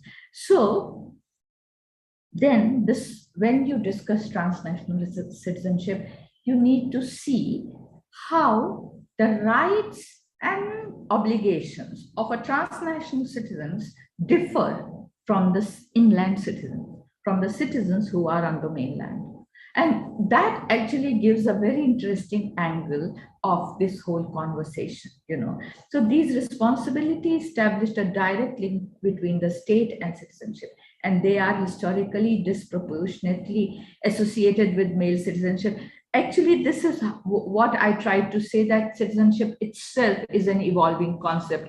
As we know that initially women were not given the citizenship rights, only male members of the state were there. But later on, slowly it evolved, and you know, women were included. So it provides a legal state to status to an individual to be part of the nation or a sovereign state and avail all the economic, political, and other benefits provided by it. According to Marshall, an ideal term, national citizenship provides equality and protection under the law and grants all citizenship residing within the national territory equal access to social, civil, and political rights. So here you see that citizenship in the initial days was closely linked to the territoriality of the nation states. Then in the next definition, citizenship also brings with it several commitments, duties, and responsibility towards the state and fellow citizens. In exchange for the rights given to the citizens, the nation state demands fulfillment of certain obligations, such as paying taxes and loyalty and allegiance to the political community of the nation states. Actually, this was the initial concept, but if you see this concept also, in this concept, although the slaves were contributing to the economies of these nation states, they were not given citizenship. So in the initial stages also, you see that there was a contradiction where how to fix the boundaries where you can define a citizen. But since in those days ethnicity, race, etc. mattered so much, the slaves, the women were they were easily excluded from this concept. But with this coming of democratic rights and equality of all citizens, all these groups which were excluded initially had to be accommodated in this concept of citizenship. So in the next slide, I discussed this only, that how this concept of citizenship was evolved. And can you also discuss about citizenship versus nationality topic? Nationality, let me come to it, because in the next slides, I would like to discuss the types of citizenship citizenships that has evolved over the years, and that itself will give you an understanding that how the territoriality of a nation state was actually being undermined with this whole concept of citizenship. Let me explain a bit more, and then perhaps you will understand what I'm trying to say. So the famous statesman of ancient Greece said that we alone consider the man who takes no interest in public affairs not as harmless, but as a useless character.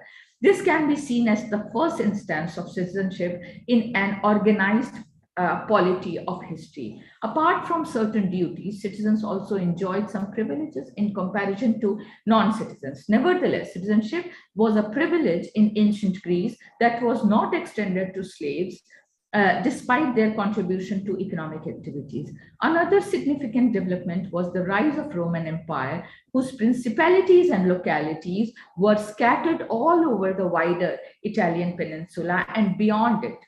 The governance of such a vast territory and population was a challenge, and thus the military and Senate, as the seat of the decision making, as a representative of the citizenship, this whole concept came into existence. This perhaps would in some way give the answer to your question, that how this whole concept of the representative citizenship in the form of democracy and the democratic practices evolved because the nation states themselves were expanding. The initial idea of nation state, of one ethnicity, of a limited territory or a territorial boundary, was itself being challenged with the evolving historical developments. For example, the expansion of Roman Empire and the democratic practices and the assertion of slaves for their own rights, the assertion of women, for their own right.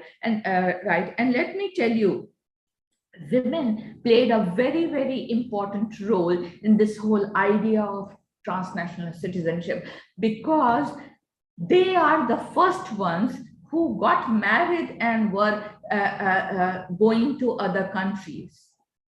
And there, how they were to be accommodated in the host country became a big question in front of the nation states, as to because they were coming as wives, and as wives also they were actually playing a role of a citizen, the expected role of a citizen. They were contributing and they were living as the members of that host state. And yet they were the citizens of those home states from where they came from. And it was the first time when, UNESCO actually first, League of Nations first actually took up this whole idea of how the citizenship of these women have to be managed, So that actually came into practice. So a careful investigation of Greek and Roman citizenship unfolds many characteristics of citizenship, which are reflected in the form of similarities between them both. Firstly, both appeal to citizens for their service and loyalty towards the state, whatever form it is required. Secondly, both laid tremendous stress on the constitution, which was the source of the philosophy behind their parity and activities like wars, conquests, etc. Polity and activities like wars and conquests. These ideas are a landmark in citizenship and governance studies and have influenced many concepts, practices, and conventions and laws in this era. According to Brubaker, the principles of territorial nation states being the basis of citizenship was born out of the French Revolution. In this connection, the distinction between outsiders and insiders was of crucial importance. The insider was definitely positively as a member of the national community. The outsider was defined negatively as an outsider, as a foreigner or a stranger. These views are based on the presumption that the members of certain groups possess special ties with the state, which justifies their special treatment. This also led to the formation of ethnocultural citizenry around the formation of ethnocentric nation states, like I explained. However, in modern times, with increasing migration and settlement of people across borders, the nation states have readjusted to include the heterogeneous group of people as their citizens. To be a member of an ethnic community is not identical to citizenship membership. Citizenship is and political interpretation is completely distinguished from cultural categories and identities in modern times. Post-cosmopolitan citizenship is offered as an alternative to ethno-nationalism. The economic globalization and the development of neoliberal strategies, the various forms of citizenship have converged towards the emergence of transnational political, economic, and social obligation. However, the rights of the citizens are not absolute. There are some conditions under which these rights can be curtailed. So this actually is the evolving ways of citizenship concepts. So now coming to this type of citizenship, can you say something? Do you people know about this whole idea of types of citizenship? Jus sanguinis, jus soli. You know, this actually is something that goes with this whole idea of ethnicity and nation state. Because in the first category of citizenship, you acquire citizenship by your birth. Can you give an example of this? Your parents in India, the citizenship by birth is there. Yes. So your parents are citizens of this country, so automatically you gain the citizenship.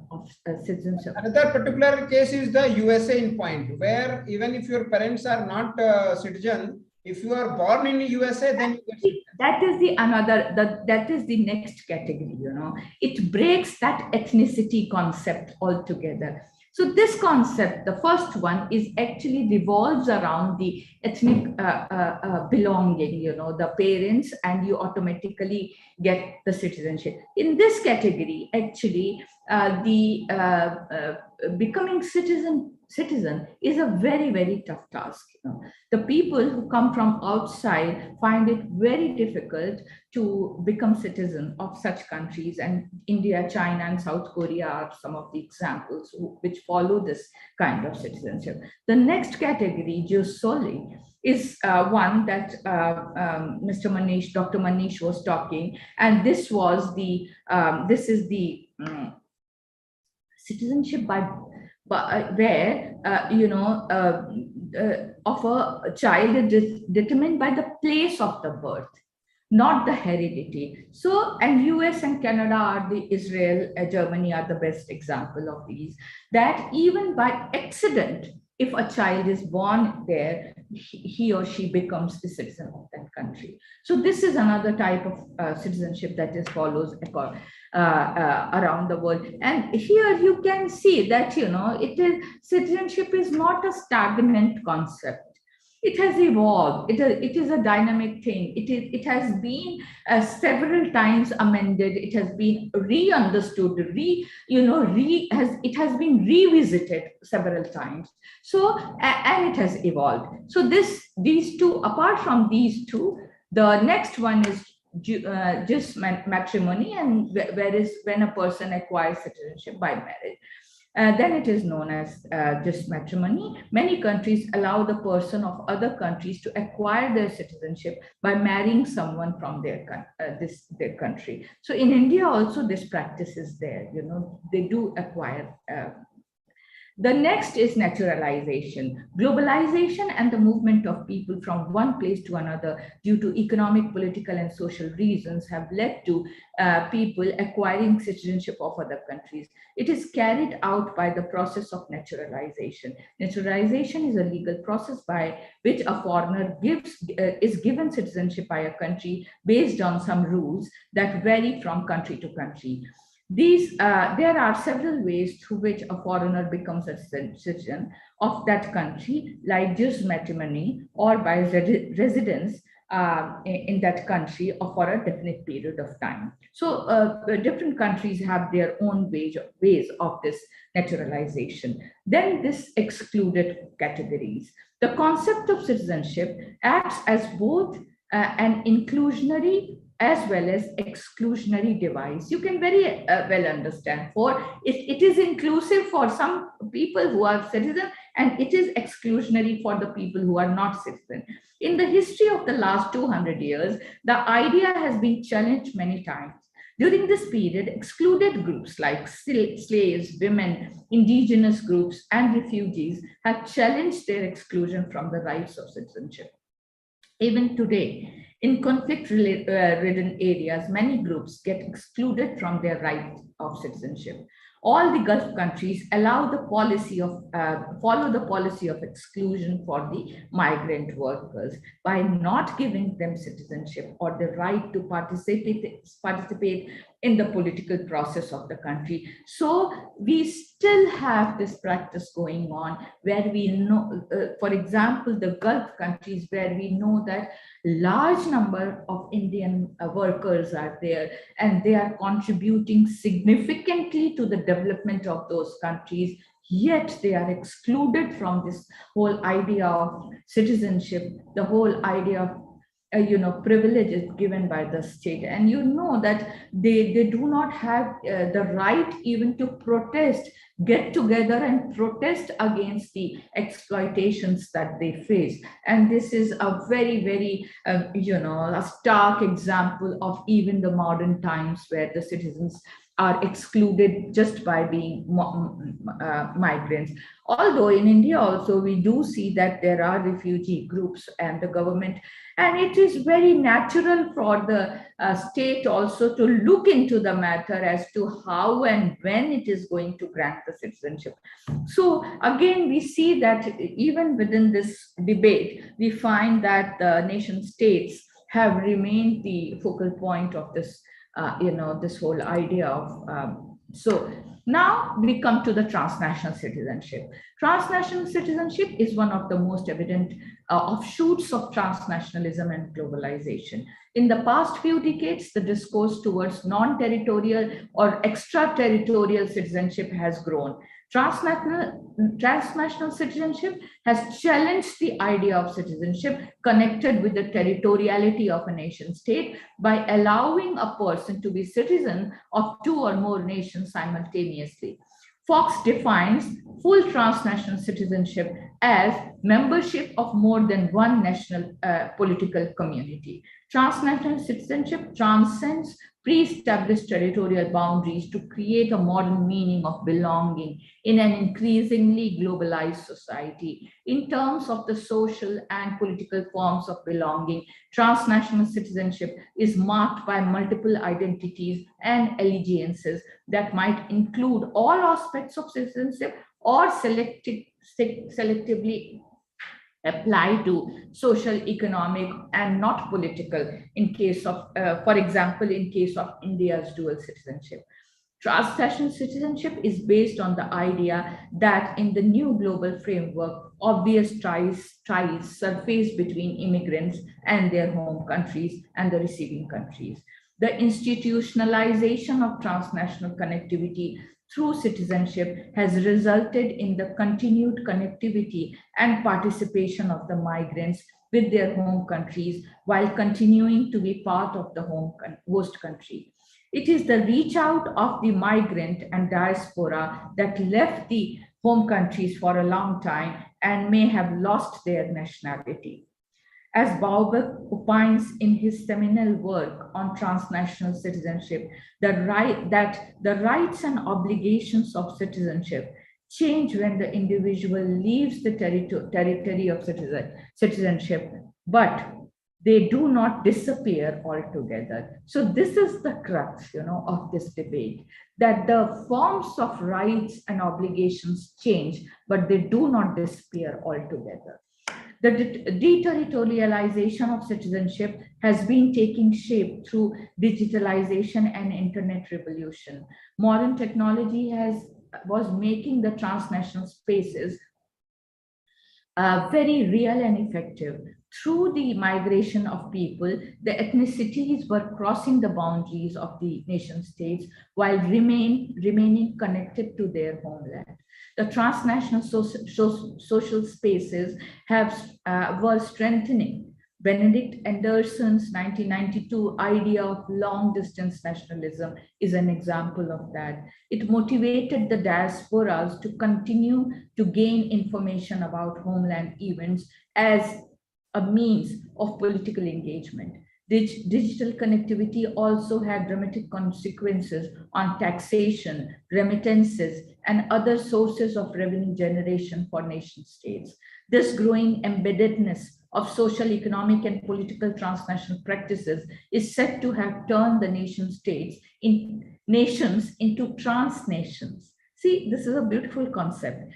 In the words of Legure, state and nation, once enclosed in the territorial boundaries, have been decoupled through international migration and the rise of diasporic communities. While the state continues to exist inside the legal and jurisdictional territories, the nation has expanded to include and has been extraterritorial sites which have to include what had been extraterritorial sites, which has now been converted to transnational sites. Transnational citizenship is a product of expanding ethnicities beyond the territorial boundaries of the states. These transitions, however, are accompanied by much ambivalence, contestations, and distrust that has always gripped the discourse on citizenship. How some transnational citizenship is giving voting for some transnational citizenship or giving voting rights to immigrants or immigrants is a matter of great concern and may be a threat to the national security. So this conversation is still going on. This new dimension, stimulated through about the elimination of boundaries altogether as a future goal. The post-nationalists saw the loosening of ties between territories and citizenship, resulting in a reconstruction of the world order. However, transnationalism also strengthens the local and the regional and has resulted in the regionalization of economic and political domains. For example, European Union and ASEAN. The transnational does not imply national identities and are bound to disappear. Rather, national identities are increasingly relativized by constructing other kinds of identities. It is transnational citizenship rather than post-national citizenship. This is a very, very important statement. In modern times, more and more states have extended the rights and obligations of citizenship to those living permanently outside the territory of the citizenship. The European Union is a relevant example of a supranational body that provides for transnational citizenship. So EU citizenship has was given to the members of European Union in 1992 under the Maastricht Treaty. EU citizenship is additional to national citizenship and grants the right to the citizenship to directly elect the European Parliament. So this was a very, very good example of this transnational idea of citizenship, where apart from the national citizenship, they also have a transnational citizenship. So these are some of the specific rights that the EU citizens have. They are equal within the EU, but for their national citizenship, they have their own rights and privileges and duties. So this is, again, something very interesting, where you are having a transnational citizenship, yet you are having a national citizenship. This is a very interesting idea. So now coming to overseas citizenship of India scheme, this is something I think all the Indians should understand. In response to persistent demands for dual citizenship, particularly from the diaspora in the North America and other developed countries, and keeping in view with the government's deep commitment towards fulfilling the aspirations and expectations of overseas Indians, the Overseas Citizenship of India, OCI scheme, was introduced by amending the Citizenship Act of 1955 in August 2005.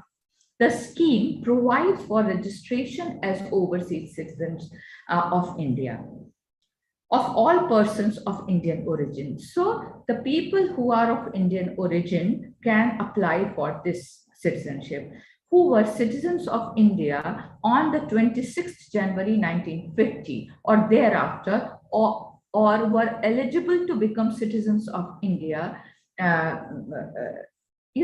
All those people who on this particular day were either citizens of India or were eligible to become citizens of India actually can apply for this OCI scheme, except for the citizens of Pakistan, Bangladesh, or other such country as the central government may by notification to the official gazette specified. So it is within this transnational citizenship, you see the role of the nation state very important. They come up with this idea. They put this whole boundary against who can be acquire the transnational citizenship of India. So this is a very, very interesting scheme. And if you go deep into it, you will find that although there are several benefits, in terms of acquiring property in India, in terms of not applying for visa every time they visit India, in terms of not reporting to the local police station if they have extended stay in India, and several other boundaries. There are some restrictions on this citizenship. One, of course, on voting rights, acquiring political positions and all that. Also, there are some restrictions on buying agricultural land. So this, the citizenship can be best described as a partial citizenship scheme. Although in the past, Government of India has given some voting rights to Indian citizens staying abroad, but these voting rights are not given to foreign citizens acquiring OCI, acquiring the overseas citizenship of India. So these are the contradictions. These are the specifications which one has to look into. And go on debating on this whole idea of, this citizenship and how it is evolving and how far it can go and how far it cannot, and who's loyal to a nation state, who's not, and how how these whole idea of loyalty and all are changing. And this whole idea of how much Kamala, this lady, the American Vice President, or Rishi Sunak, and all are going to contribute towards India-UK relations, we cannot definitely say about it.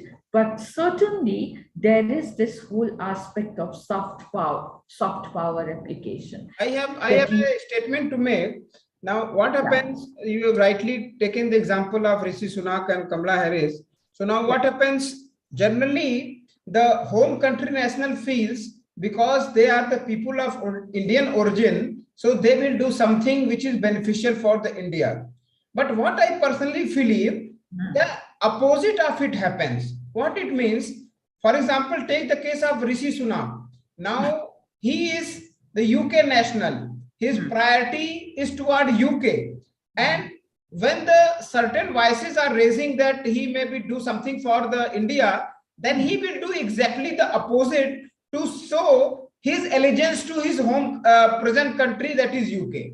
Okay. This is what I personally feel. Yeah. Okay. Okay. So this you said, and this is very interesting. Let me just sum up in the last slide, and then again I will come to this whole conversation. So for summing up, I'll say that a theoretical understanding of citizenship focuses upon the fact that it includes political, legal, and social practices within its domain. With the migration of people and connectivity through cyberspace, these practices are being transnationalized. As a result, a broader understanding of citizenship as a form of transnational engagement is gaining ground, where the bottom-up approach of addressing the mobility of people rather than the territorial boundary has become the central element. Transnational citizenship is a response of the liberal democratic state towards increasing economic globalization and migration and settlement of people across national borders. It creates a new statutes to ensure the free flow of capital and people in a growing globalized world. Countries around the world are adopting these practices and using the opportunity to gain the maximum benefit out of it, while at the same time also helping the citizens to benefit. So thank you. This was my presentation. Now I will stop sharing, come on the screen, and actually now I would discuss a bit on what you said, this whole contradiction that exists between the citizen, the ethnicity, the migrant, the immigrant, the emigrant, and how it is, and the loyalty. The whole question of, about the loyalty of the citizens that actually exists on this, related to this debate.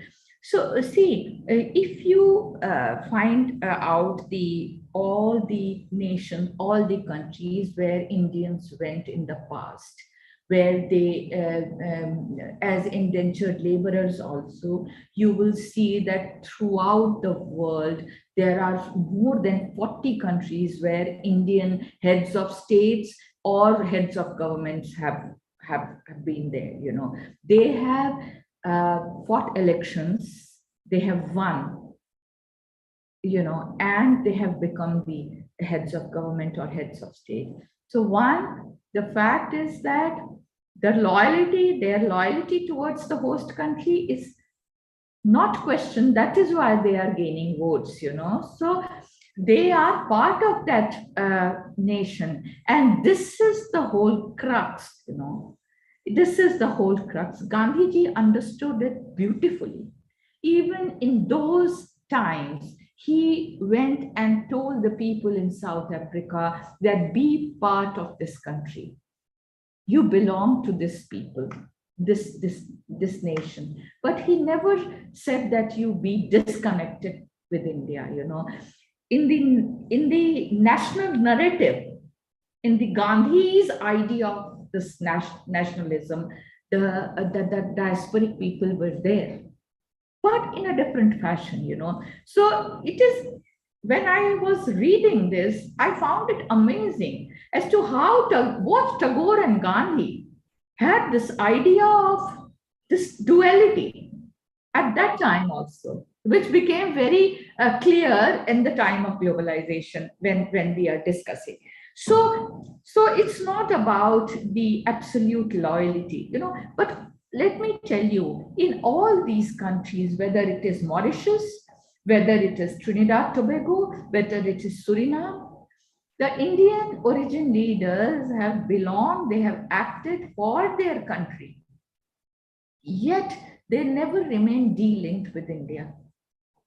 Officially also, you know. So at the time, Chedi Jagan was there in Trinidad or in Guyana, you know, the Indians were, he was coming to India, having he was a true and true leftist, you know. He was against the American, you know, this capitalist ideas and all that. But he was constantly, he was coming to India, he was discussing his ideas, especially, you know, and with Communist Party of India. So you will see that there was some kind of conversation that is still, that always goes on, you know. Our problem is that when we are looking those diasporic people from homeland perspective, we think that they should belong to us, you know, and when they are seeing them from the hostland perspective, they think that they should completely belong to them. Actually, they belong to their host countries, you know.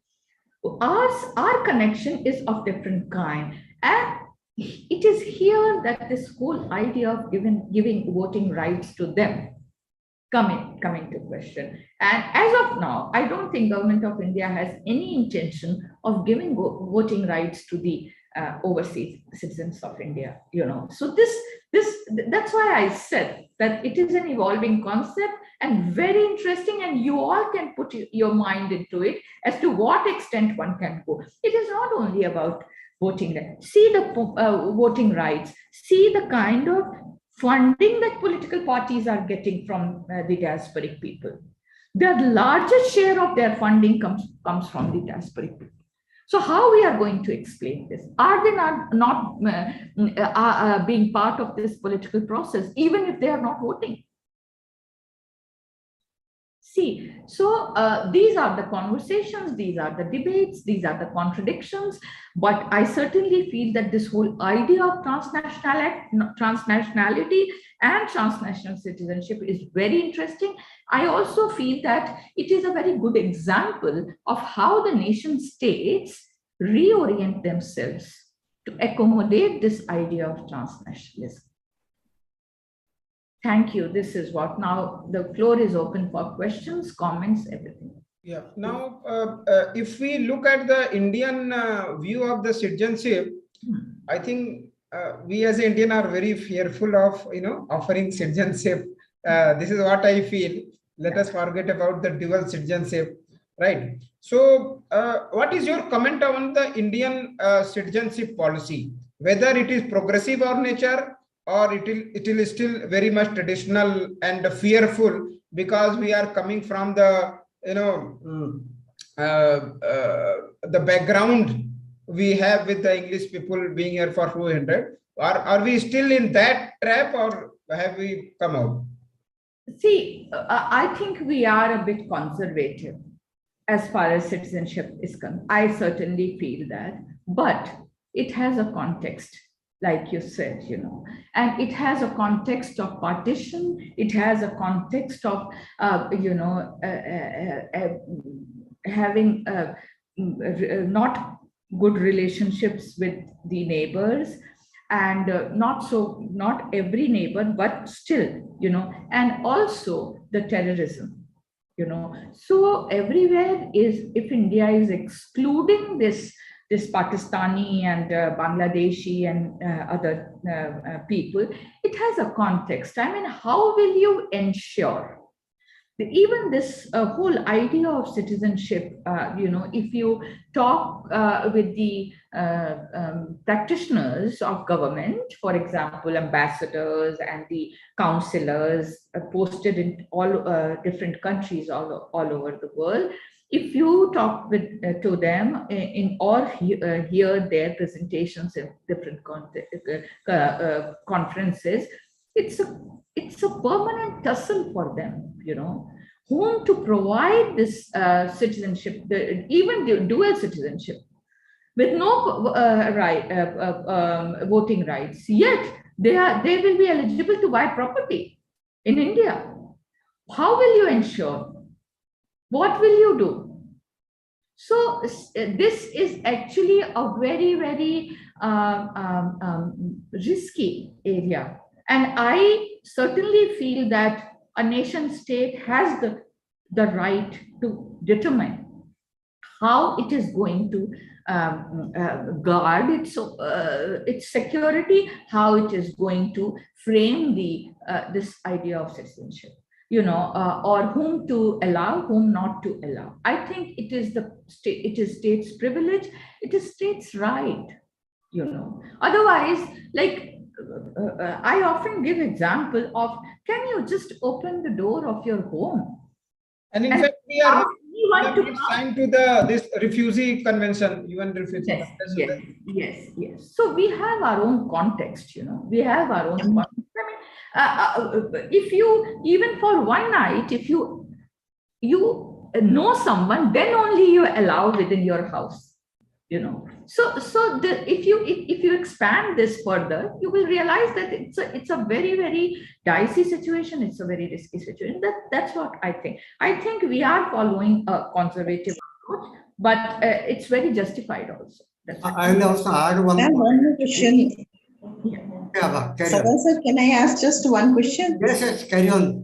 Yeah, I just wanted to know, ma'am, the first generation citizen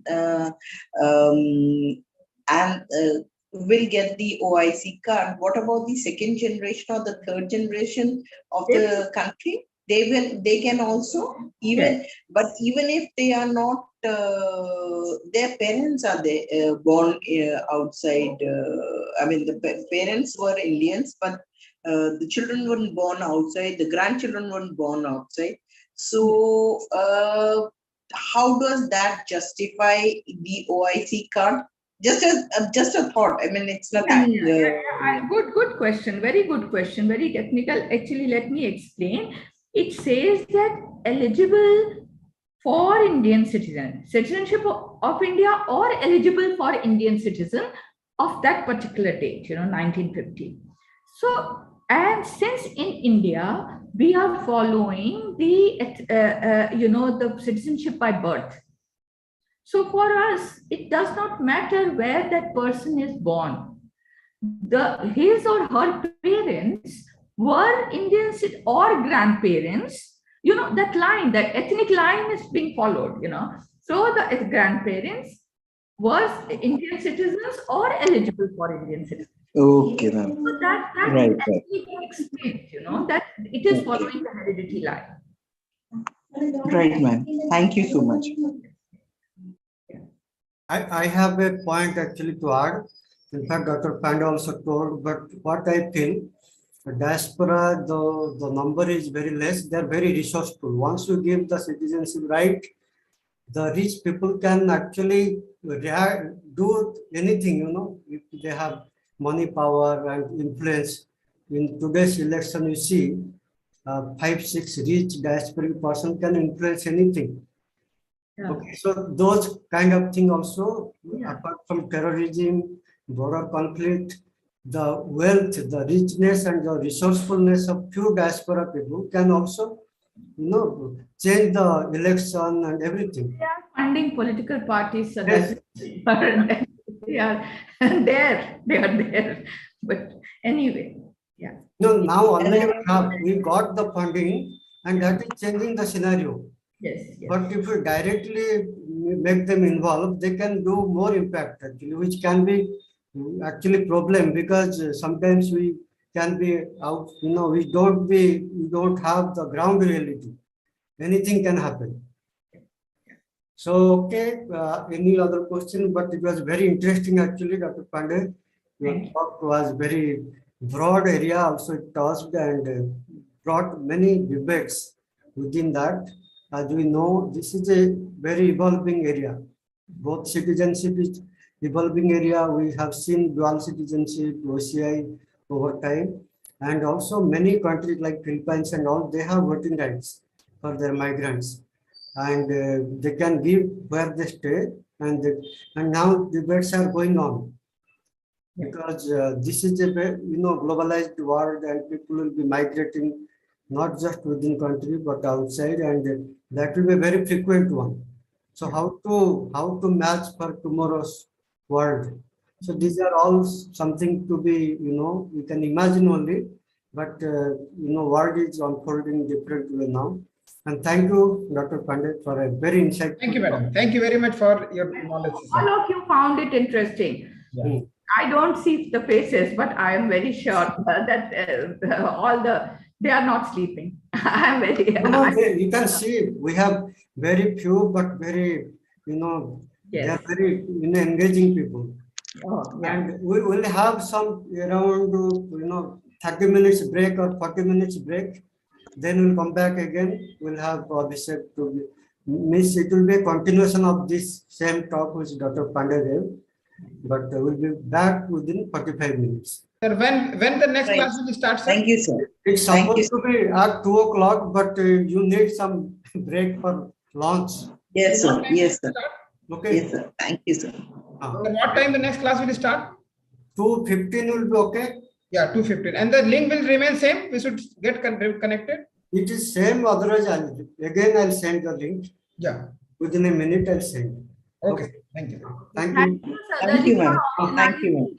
This is really interesting to interact with students in such a way. Thank you. And Dr. Pandey, So many places, yes.